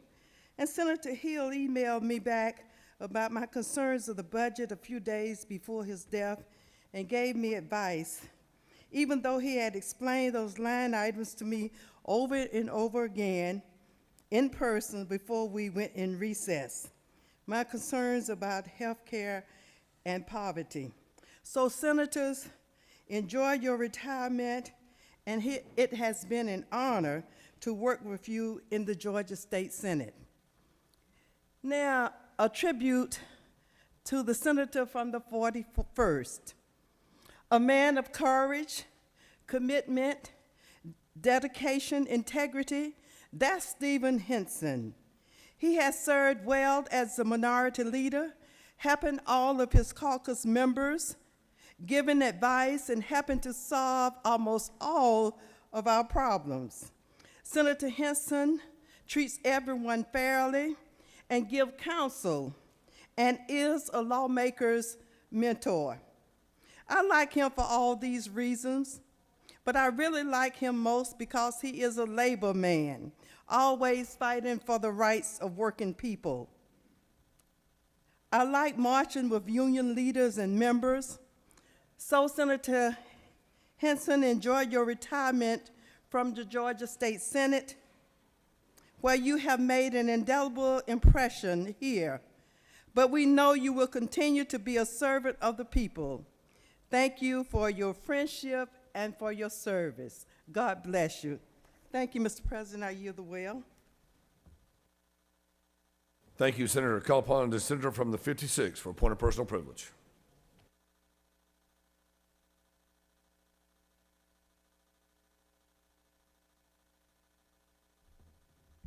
Thank you, Mr. President. Faith, hope, and love. The greatest of these is love. To my friends who are not coming back, some of us who all started at the same time many years ago, we've had a great bond. I admire you all so greatly. You are going to be truly missed here. Some people think this is a part-time job. We all know it's not. I describe our part-time job as 40 to 50 hours a week when we're not in legislative session and 80 to 100 when we are. You have sacrificed so much from your families, from your businesses, and from your friends and your churches, your charities, and I just want to say thank you. A lot of folks don't realize sometimes that we actually serve in state government and not federal government. They get confused by those senator and representative titles. In fact, I've got a dear friend who helped get me elected, who has been down to this Capitol building, and his kids have paged for me on multiple occasions, who every time I see, ask me how Washington, D.C. is. But let's not ever confuse ourselves with that, because we are not that. And while sometimes we can just debate and debate and debate, emotions can be high, passions can be high, and we might be vehemently against each other on one bill, the next bill, we are the strongest of allies trying to do the right thing. And I want the folks who are in the gallery or listening on the outside to hear this well. We pass thousands of bills and resolutions, and almost all of them are an overwhelming bipartisan majority. But you can't keep playing the 0.01% over and over again on the TV reels and on the internet and in the front page of the paper and make that headline story, because it's just not true. It's okay to publish the good news. It's okay to publish the good news about these men and women who have sacrificed so much, who are leaving us right now. And I am challenging each one of you to write the stories about these men and women and what they have done to make Georgia a better place, not to recycle the same sensationalism that we hear all too many times. We made a lot of history this week and a lot of bills, and I'm honored to be a part of it, and I know each one of us are. We have much to be proud of. Let's be positive. Let's be classy over politics. Thank you for giving me the opportunity to serve, but most importantly, thank each one of you who won't be with us in the future. Thank you, Senator. Call upon the senator for the 10th for a point of personal privilege. Would everyone who doesn't want to speak mash their button? That would make it.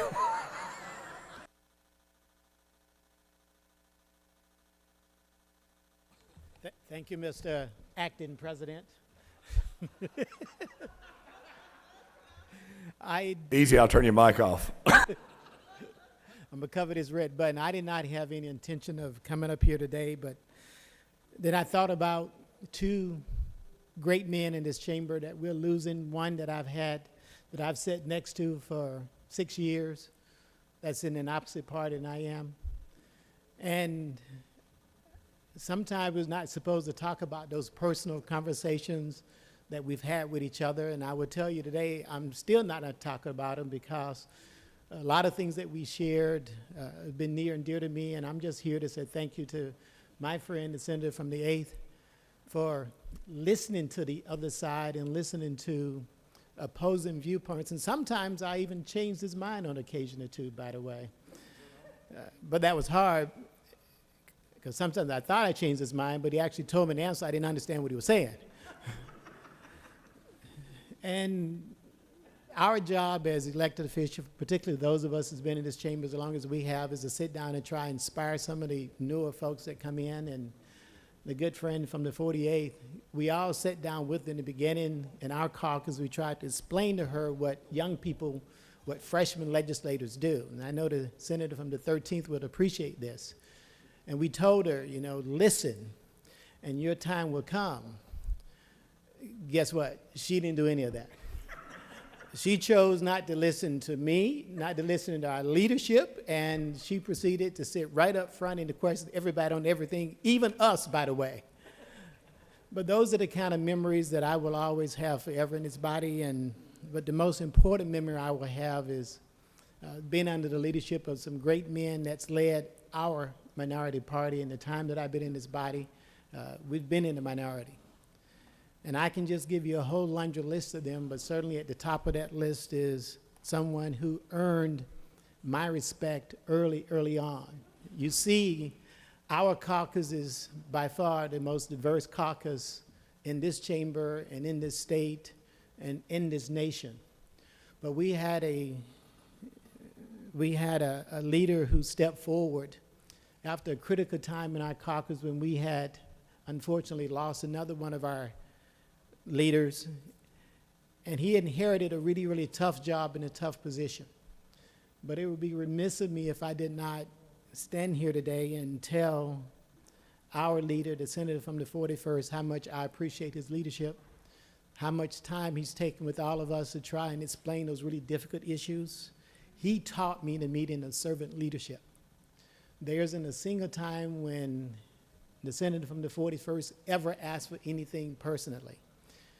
Every decision he made, every thought that he had was for the greater body and the good of this chamber. And I just want to thank you, Senator Henson, my friend, on behalf of our caucus and all of those that have served with you. We appreciate your leadership, and we will forever, ever remember your service in this great body. Thank you.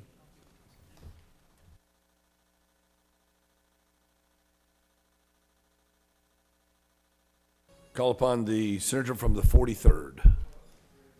Point of personal privilege.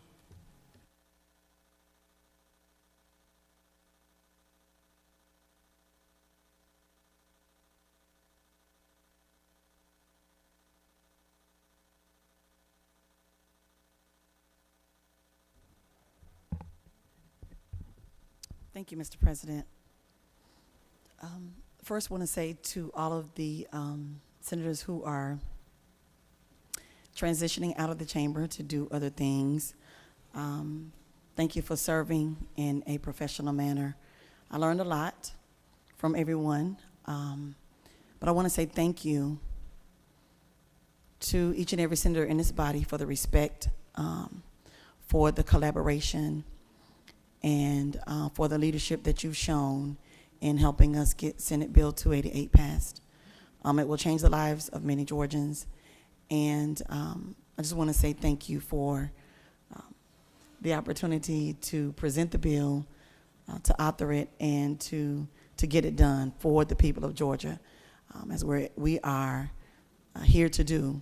And sometimes it gets difficult, but you guys, we worked together and made it happen. So I want to say thank you, and thank you to each and everyone who was a cheerleader and a champion.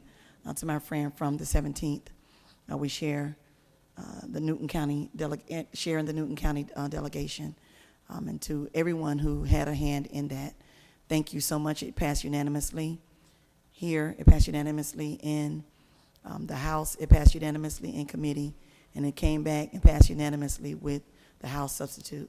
So thank you again for all your work, and don't ever stop doing the work of the people. Because we all say that we are here by the grace of God and we're here doing God's work. Well, that is God's work because he told us to love justice, do mercy, and walk humbly before him. So again, thank you. Georgia will never be the same because of the way that we've served each other and the way that we've served the citizens of Georgia. Thank you.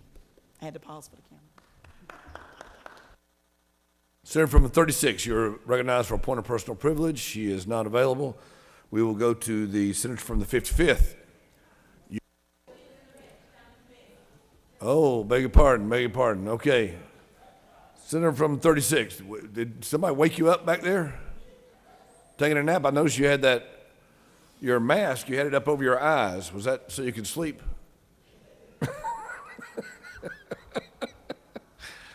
Thank you.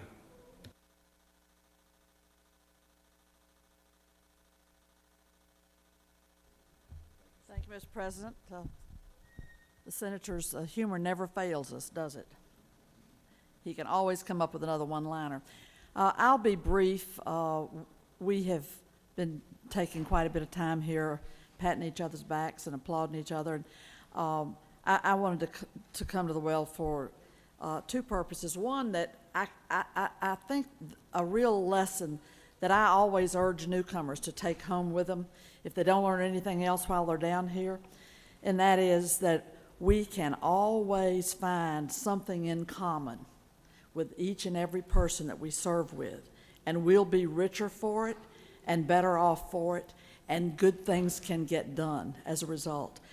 Each of the colleagues that are leaving our chamber, that will not be back next year, I could lift up experiences that we had together, conversations that we had together, things that I learned about them, ways that we touched each other as people. I remember meeting your children when they were tiny, gentlemen from the third, the tiny little young family coming down here and enjoying going to our zoo the first year that you got elected, and it gave me a beautiful thank you gift in that. And that's just an example and I felt so I regretted so much when I would see someone, and this was much more over in the House chamber where I served for 10 terms, when people would not know each other, wouldn't know anything about each other. Somebody would be up there speaking, they'd say, "Who is that?" And I said, "You don't know who that is? Why, they live over there in wherever, or whatever." But the rich opportunity to connect with each other as fellow public servants who come with our own life experience and bring it and come with our own particular set of constituents and bring it to this deliberative body. Each one of us has things to share. Each one of us has much to learn, and that human connection makes all the difference. Makes all the difference, and I can genuinely say I feel that I have that with each and every one of you that are leaving our chamber. And I won't go into a tale about each and every one of you, but it is really an absolute truth. I will linger longer on the departure of the gentleman from the 41st. And it's probably accurate to say to the senator of the 41st that I may have served longer with him than with anybody else in this chamber. We were floor leaders for Zell Miller long time ago, and went through the wars of passing the Hope Scholarship, and I won't go into that entire agenda that Governor Miller did in his 8 years, but we served and got to know each other that long ago, and I've always appreciated the diligence, the leadership, the North Star. The senator from DeKalb was always going to stand up, as other people have pointed out, for working people, working families. It's in his blood. And I'll tell you something about him that many of you may not realize, and that is that he was, for his entire lifetime, up until he lost his mother, he was there for his mother through all the storms, the tempests that life brings. This man was there for his mother, whether she was in the hospital, whether she was at home, and knew and loved and appreciated what his mother did for him, and walked that line till the day he went to the graveyard with his mother. And that's something about Steve that says so much about character, so much. And he was a faithful son till the sun set on his mother's long life. I respect and admire him. I'll miss him. I'll continue to consult with him. and he has done so much for this state, for his constituents, and for our caucus. We will send you home with great love, Steve, great respect, and boundless thanks for what you've meant as a public servant in Georgia. Thank you. And now he's going home to a wonderful family late in life. Beautiful wife and stepdaughters, and life is good. You will be missed. We cannot thank you enough. Thank you. Thank you, Senator. Last but not least, I call upon the senator from the 55th for a point of personal privilege. Would you like for us to read a resolution? We will read a resolution at the request of the senator from the 55th. Senate Resolution 989 by Senators Butler of the 55th, Jones the 2nd of the 22nd, Jones of the 10th, and others. A resolution recognizing and commending Senator Steve Henson for his outstanding public service and for other purposes. Whereas after a lifelong commitment to the betterment of Georgia, Senator Steve Henson is retiring at the end of session from the Georgia State Senate. And whereas Senator Henson has lived, worked, and served his constituents in the great state of Georgia for most of his life, and whereas his early experiences prompted a lifelong interest in education and his tireless work to expand access to public and higher education for all Georgians, and whereas Senator Henson has been actively engaged in politics since an early age and served as the president of the Young Democrats of Georgia, and whereas in 1990, the people of DeKalb County first elected Senator Henson to the Senate, where he led that body on issues of environmental protection, education, ethics, and Georgia's economy until leaving the Senate in 1998. And whereas Senator Henson served as one of Governor Zell Miller's floor leaders, helping pass the governor's key legislative accomplishments, including the Hope Scholarship, which have helped millions of Georgians attend college. And whereas Senator Henson's vigorous devotion to and forward thinking on environmental protection led Georgia to protect its wetlands and now provides all Georgians with cleaner air and water. And whereas Senator Henson has been committed to ensuring that women have the right to choose health care that is appropriate to them and to live free from any violence, he authored the governor's task force on teenage pregnancy. And whereas Senator Henson has been a staunch defender of access to the ballot box and the right to vote, and whereas Senator Henson was re-elected to the Georgia Senate in 2003, where he continued to honorably advocate for his values and to reach across the aisle in a bipartisan manner to solve Georgia's most pressing issues. And whereas Senator Henson has provided the Georgia Senate Democratic Caucus with invaluable leadership for 4 decades and has acted as one of Georgia's leading voices on health care, education, and the Georgia's economy. And whereas Senator Henson will continue his diligent and effective work advocating for rights and dignity of laborers by continuing as a regional training director with the Labor's Local 515. Now therefore be it resolved by the Senate that the members of this body recognize and commend Senate Minority Leader Steve Henson for his dedicated public service to the state of Georgia, congratulate him on the grand occasion of his retirement, and extend sincere best wishes for continued health and happiness. That completes the order, Mr. President. Is there objection to the adoption of the resolution? Hearing none, the resolution is adopted. Call upon the senator from the 55th to speak the resolution. Thank you, Mr. President, members of the Senate. I first want to thank every member in this body for signing the resolution. All of us enjoyed a little fun as we signed the resolution. As a matter of fact, I'd like to tell you some of the little things that were said. When I presented the resolution to someone, they said, "Is this controversial?" And then another person said to me, "Can I do an amendment to this resolution?" And someone said, "I'll sign anything as long as he's leaving." And so many of you said, he's a good guy. We will miss him. And I had one senator say to me, I'll only sign this because I love you. And I said, aha, he finally said it. Senator from the 31st, I'm telling on you. And the senator from the 9th said to me, we should bring Fran Miller back so he can sign the resolution. So I just want to thank all of you for doing this. But I rise today with a bittersweet message, one of both happiness and sadness. Well, it may not be too sad for me because I don't live but 15 minutes away from Steve. I probably can see him anytime I want to.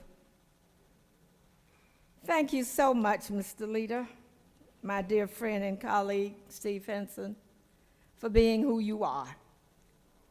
Everyone knows Steve Henson. Of course they do, because he's the minority leader. And that's why I took the privilege as the chair of the Senate Democratic Caucus to do this resolution and say these things about Steve.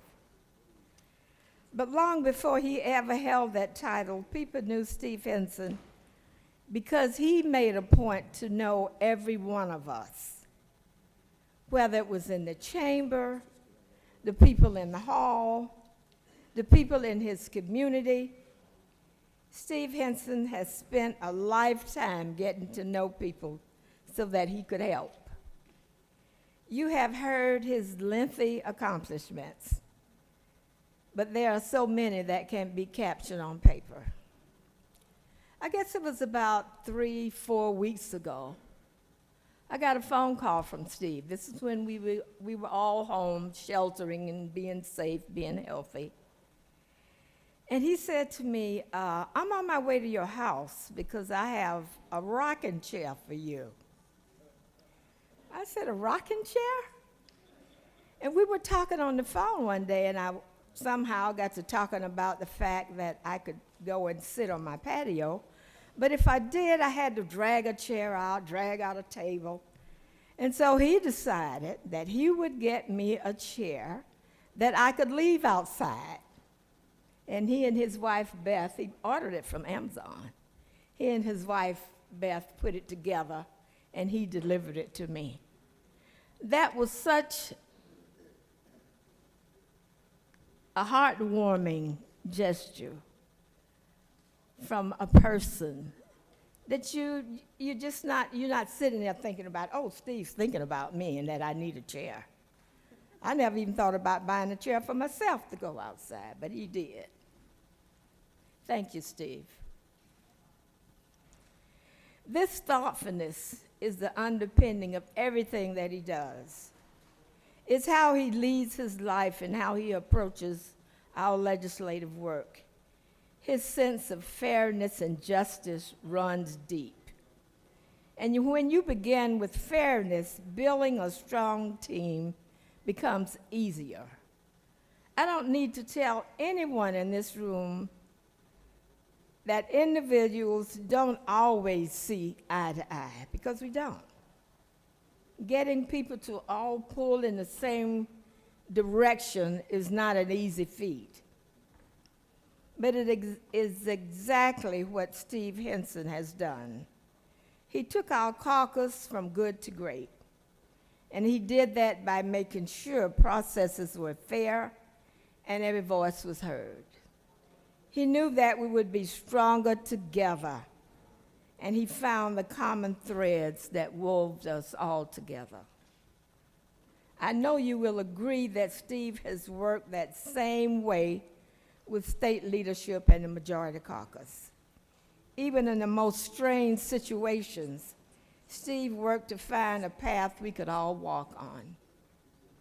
In 2015, when this body produced the monumental transportation initiative, Steve found ways to ensure that everyone shared in that success by advancing the conversations of minority-owned businesses. In these last 2 weeks, he worked tirelessly with our whip to shape a hate crimes bill that had the best interest of Georgians at its center. The list of his accomplishments filled this room and these halls. This is what makes an effective legislator. He's not a showboat. He's someone fully engaged in making his state better for her citizens. He is completely committed to his role as a public servant. Over his long career in the Georgia Senate, he has worked as a leader in the majority, and he's worked as a leader in the minority. Although the latter may have been more challenging, it's likely the most beneficial, because in doing so, he has created an infrastructure for the future. And for years to come, it will be his shoulders that our caucus will stand on. We are grateful to you, Steve. Today, I say thank you to our fearless, kind, and just leader. Thank you for demonstrating what effective legislating looks like. Thank you for being our friend. I will miss you, we will miss you, but we look forward to your next chapter. I love you, Steve.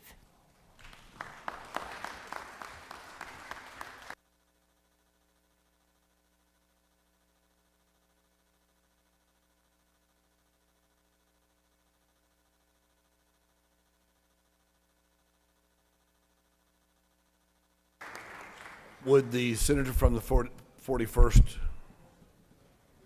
you want?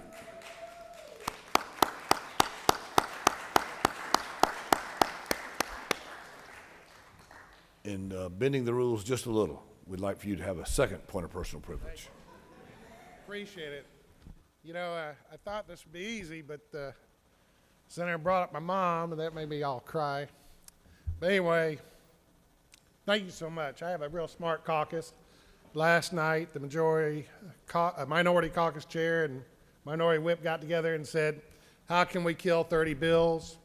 And they said, let's filibuster with Henson, and maybe we can get some of these Republican bad bills off the table. And that's how well I've trained them. They're working for the people every minute, every day. Time has expired. You know, I'm honored. I've actually, of the Democratic Party, I'm the longest serving minority leader probably in history.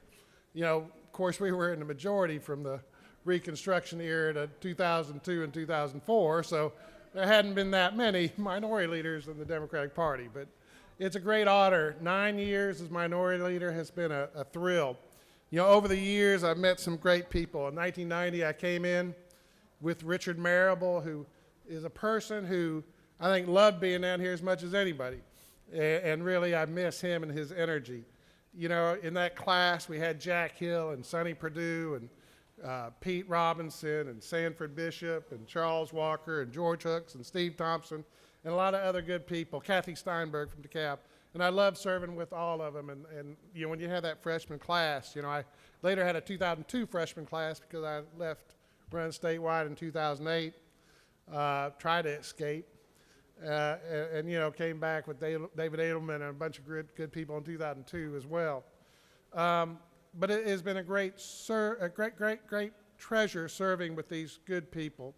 And, you know, my good friends, you know, over the years, personal friends that I still hang out with or see, Michael Pollock, who was in the House. I knew him before he got elected, but in the House. In fact, tell you a quick story. Mike Pollock I was in my first term, and actually before I got elected, Lewis Massey told me to go meet with this young man, want to get involved in politics, so I got him into the Young Democrats and Democratic Party, and near the end of my first term, he came to me and said, Mary Margaret was going to run for Senate, and he wanted to run for her House seat. And, you know, should he do it? And I said, listen, I spent 20 minutes basically telling him it doesn't pay well. It takes a lot of time from your personal life. Also, that district had been represented by a woman for years, and it was going to be a real challenge. And I went on, and at the end I did say that if you feel like it's a calling, if you feel like for the rest of your life you'll miss something, then do it. So a few years later, I hear him talking to a group of people, and he said, Henson talked me into it. You can't talk anybody in or out of it. When they're ready to go, they're ready to go. He only heard, I guess, what he wanted to, but it's a calling for all of you, and I appreciate that. For my friends, Connie Stokes, who I still hang out with and lives around the corner, I want to shout out to her. I want to shout out to Nadine Thomas. It's hard for me to believe that, as we talk about all these things going on in the world today, the former Senator at 10th, Sarah Thomas, was elected in 1992, and she was the first African-American woman elected to the Senate. So it's amazing that she led that kind of progress and change and acceptance, and I want to shout out to her. My good friend Ron Ramsey, he worked with my dad back in the early 90s as a lawyer, and known him a long time, and he's told me I can come up to the Mountain House, so I had to shout him out. Gene Walker, who was our whip, first African-American whip in the Senate, and a great leader in DeKalb County and a good friend. I miss him. And so all those good people, I miss. I'll throw out another little story. One reason I'm not up higher in seniority with 26 years is because Chuck Clay let me down. Chuck Clay was in that class in 2002 when we came back, and he was a Republican, and Republicans had taken over. So I said, Chuck, the Senate rules say you got to have consecutive years of seniority. Why don't you go to their caucus and tell them that you had 10 years seniority already, and you're coming back in 2002, that you need to bridge that gap? He couldn't do it. He let me down. He went to the Republican caucus, they wouldn't do it. But anyway, I appreciated serving with him. A couple other people, I don't know if I've mentioned him yet, but Vincent Fort, friend and ally as whip. He was a great friend of mine, and I enjoyed serving with Vincent. And, he and our Farmers Caucus Chair, Horsine, and I led many battles, and I appreciate both very much. A person who I admire, when they asked me when I was running in 2002 who I admired most in politics, I didn't want to mention somebody too weird, too out there, so I focused on somebody I knew and somebody I felt safe saying, and that was Pierre Howard. The guy had empathy, honesty, integrity, and I really admired serving with him as he was lieutenant governor. Certainly friends with Mark Taylor, another lieutenant governor, and enjoyed working with him. Floor Leader DeZelle, as they said, enjoyed that. Now, in the caucus, we've got a great team, and I'd be remiss not to thank the leadership of the Democratic caucus, who's really done all the work, and I've just taken credit for it, and that's our caucus chair, Gloria Butler, and as she mentioned, she transcends this body. I'm going to hang out with her, and she's a personal friend. And Harold Jones, and our first vice chair, Emmanuel Jones. Look forward to seeing you all around town. Second vice chair, Elena Parent, appreciate your service, and Ann Orrock. We've got a great team, and everybody in the caucus, all your kind words and your accolades, I deeply appreciate, and I could go on, but I won't. I want to say a special shout out to Jeff Jeter. He is the chief of staff for me, and really works for everybody in our caucus, but there's nobody that knows more about each and every bill that's on the calendar than Jeff does, and he does a great job at making me look competent, and that's not an easy task, as many of you do know, and I appreciate him. Liz Flowers, not a state employee, but I'll shout out to her for her work and for the caucus. My secretary, Jackie Leathers, none of us would be reelected if we didn't have a secretary who was willing to call the state agencies and get the things done that our constituents need. So I'll have a shout out to Jackie. And as you go through life, you meet people you love, and my first secretary down here was Charlotte Peters. And she passed away a few years ago, but just to her family, that was a special person, and I loved her to death. So as we go on, I have a beautiful, as said, wife, Beth Henson, and a place to hang my hat. So, just because people say going home and transitioning, we're not going to plan the cremation. We're going to keep going.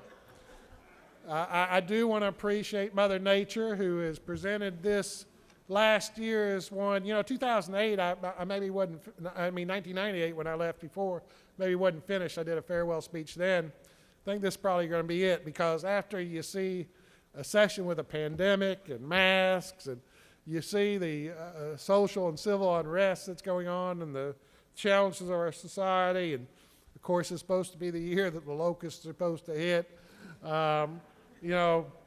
Not to mention a budget crisis. It's probably a good way to go out. I probably won't longer for it as much as some of you that leave at other times will. I just want to thank each and every one of you. To the pro tem above me, he's a great human being and a great friend, and I have the deepest respect for him, the majority leader, and to my friends in the majority caucus, wishful thinking there. Majority caucus, I want to appreciate each and every one of you who have allowed me to serve and get some things accomplished and work with me. And I appreciate you, because I know you're here to serve your constituents and you feel that calling. And hopefully you'll continue to dialogue with across party lines with my members, and each of you come to some compromises that can help all the people all the time of our state. So thank you. I know that I'm leaving out tons of people, but the President Pro Tem told me not to be too long. But I apologize to all my good friends that I'm forgetting and leaving out, and to all my special friends too in the hallway, and other staffers around this Capitol building or in other state departments. You couldn't get through without help from all the agencies and people I've worked with over the years. Really want to reach out and thank them too, but I could go on forever. Thank you. It has been an honor. I most importantly want to end this. The people in my district today who returned me, I want to thank you. And all those in the past, because I ran 6 times. I was running for my 6th term before I ran in the same district twice. Probably why I was able to have a long career. I kept moving it around. But to all the people who have allowed me to serve down here, I want to say thank you very much. I appreciate it. Thank you.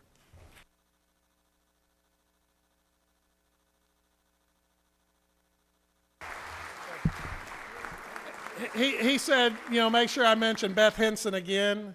I want to mention Beth Henson again, and to all the family that I merged into when I married to her. He's right. When you're going home, you can't say, thanks, Beth Henson, because I really appreciate her allowing me to serve. Thanks again. Thanks.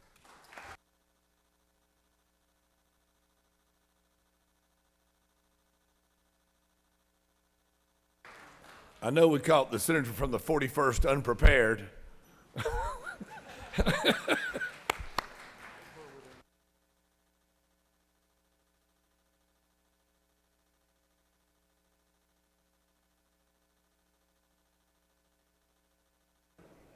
Mr. Secretary, if you'll read the report of the committee.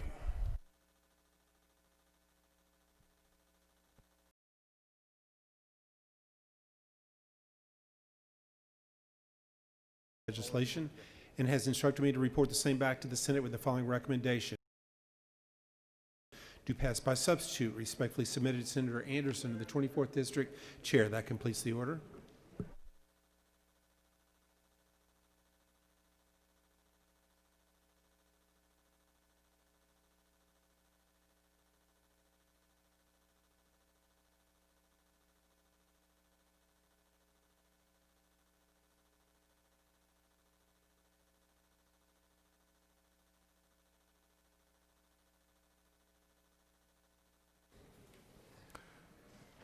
Ladies and gentlemen, you have the consent calendar of privileged resolutions before you. Does any senator wish to remove a resolution from the consent calendar? Is there objection to the adoption of the resolutions on the consent calendar? The chair hears none. The resolutions of the consent calendar are adopted.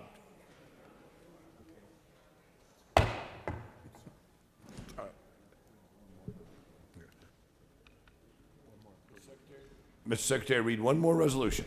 Senate Resolution 1043 by Senators Parent of the 42nd, Tate of the 38th, and others. A resolution recognizing and commending Zara Shak on her outstanding service as a senator and for other purposes. That completes the order. Is there objection to the adoption of the resolution? Hearing none, the resolution is adopted. You have before you a consent calendar of resolutions establishing study committees. Does any senator wish to remove a resolution from the consent calendar? Is there objection to adopting the resolutions of consent calendar? Hearing none, the resolutions of the consent calendar of resolutions establishing study committees are therefore adopted.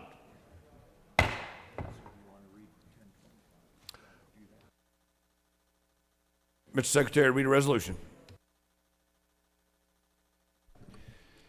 Senate Resolution 1025 by Senator Gannon, the 47th, and others, a resolution creating the Senate Study Committee on Georgia Entrepreneur Empowerment and for other purposes. That completes the order. Thank you, Mr. Secretary. Is there objection? Hearing none, the resolution is adopted.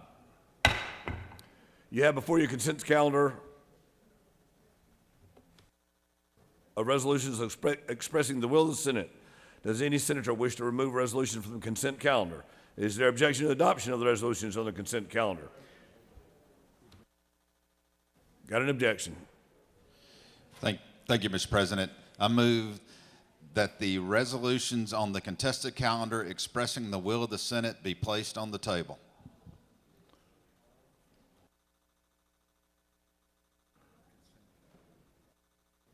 I believe we need a further action.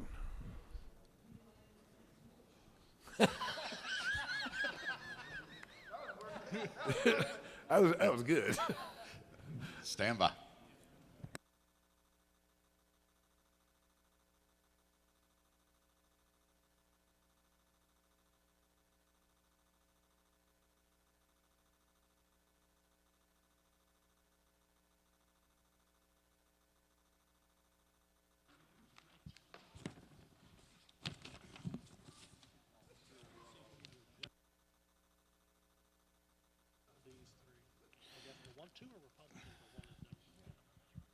But that's why we were doing it this way, so it didn't have to.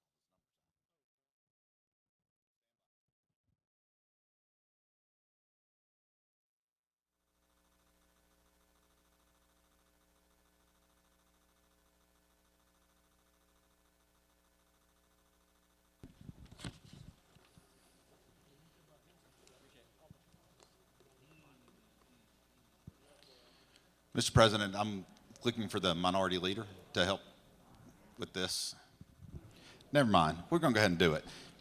Mr. President, I ask that Senate Resolution 538, Senate Resolution 601, and Senate Resolution 636 be pulled from the calendar and voted on separately.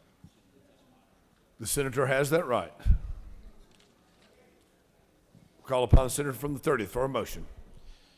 Thank you, Mr. President. I move that the resolutions on the contested calendar expressing the will of the Senate be placed on the table. Is there objection? Hearing none, the resolutions are placed on the table.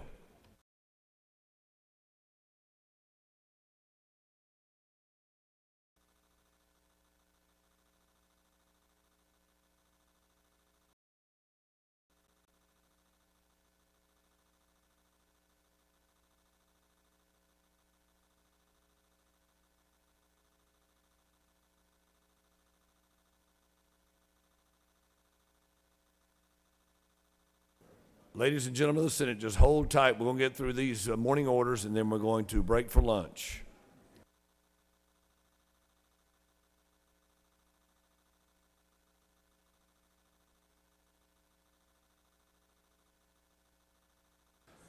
You have a consent calendar of local bills before you. Mr. Secretary, are there any objections filed in any of the bills on the local consent calendar?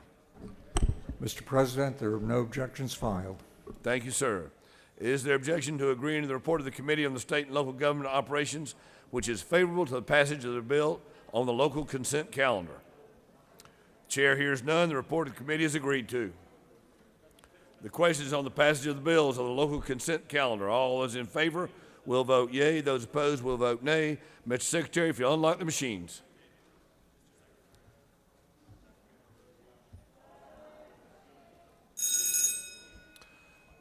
Ladies and gentlemen of the Senate, please hang tight for just a few more minutes. Let's get this done and we'll take a break for lunch. Calling all senators. You need to vote your machines. Vote your machines, please. Ring the bell. Ring the bell.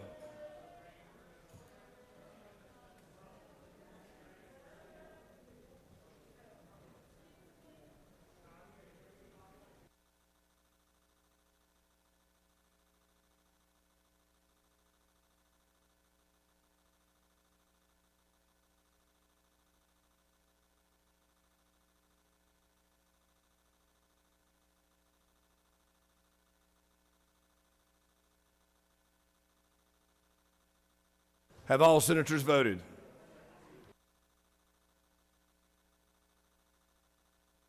Mr. Secretary, if you will close the machines.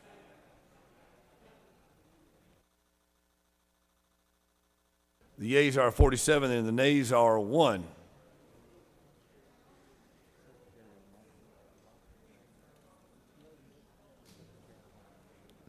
Mr. Secretary? Mr. Secretary, lock the machines.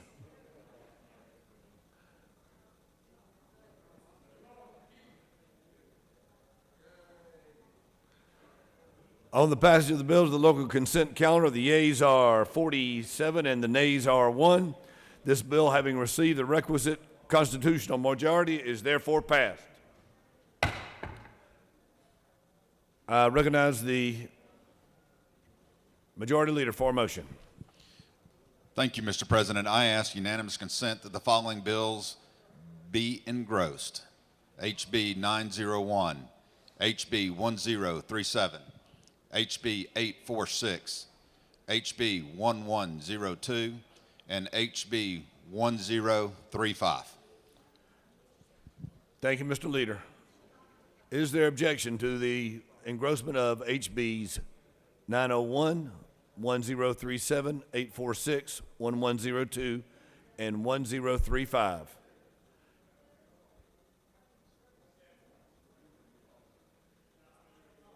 You're kidding me. You're recalling it. Thank you. Hearing no objection, the bills are. There is objection. Speak to the objection. Parliamentary inquiry, Mr. President. State your inquiry. Since you all said such kind words, I'll just serve notice that we still have problems with objection, but I'm going to withdraw my objection so we don't have to get the engrossment, objection to engrossment, so we don't have to get the two people that aren't already on the floor back in here and try to social distance. Thank you. The gentleman from the 41st has pleased the entire chamber with his motion to remove the objection. Without objection, those bills are engrossed.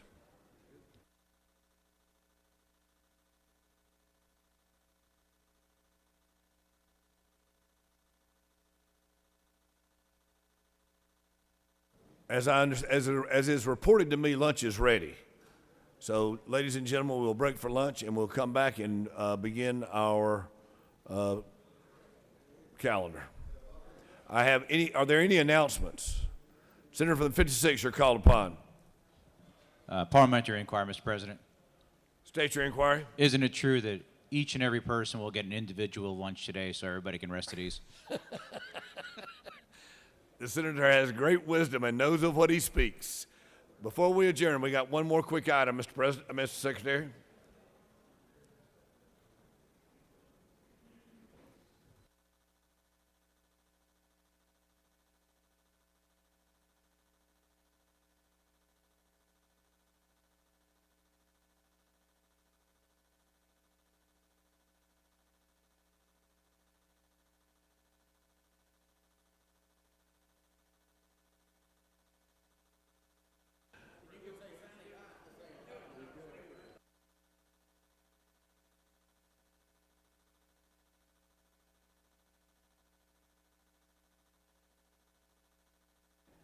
Ladies and gentlemen of the Senate, we will come back in at 1:15. We'll stand in recess. 1:15. Remember, early's on time and on time's late. Thank you, Senator from 31st.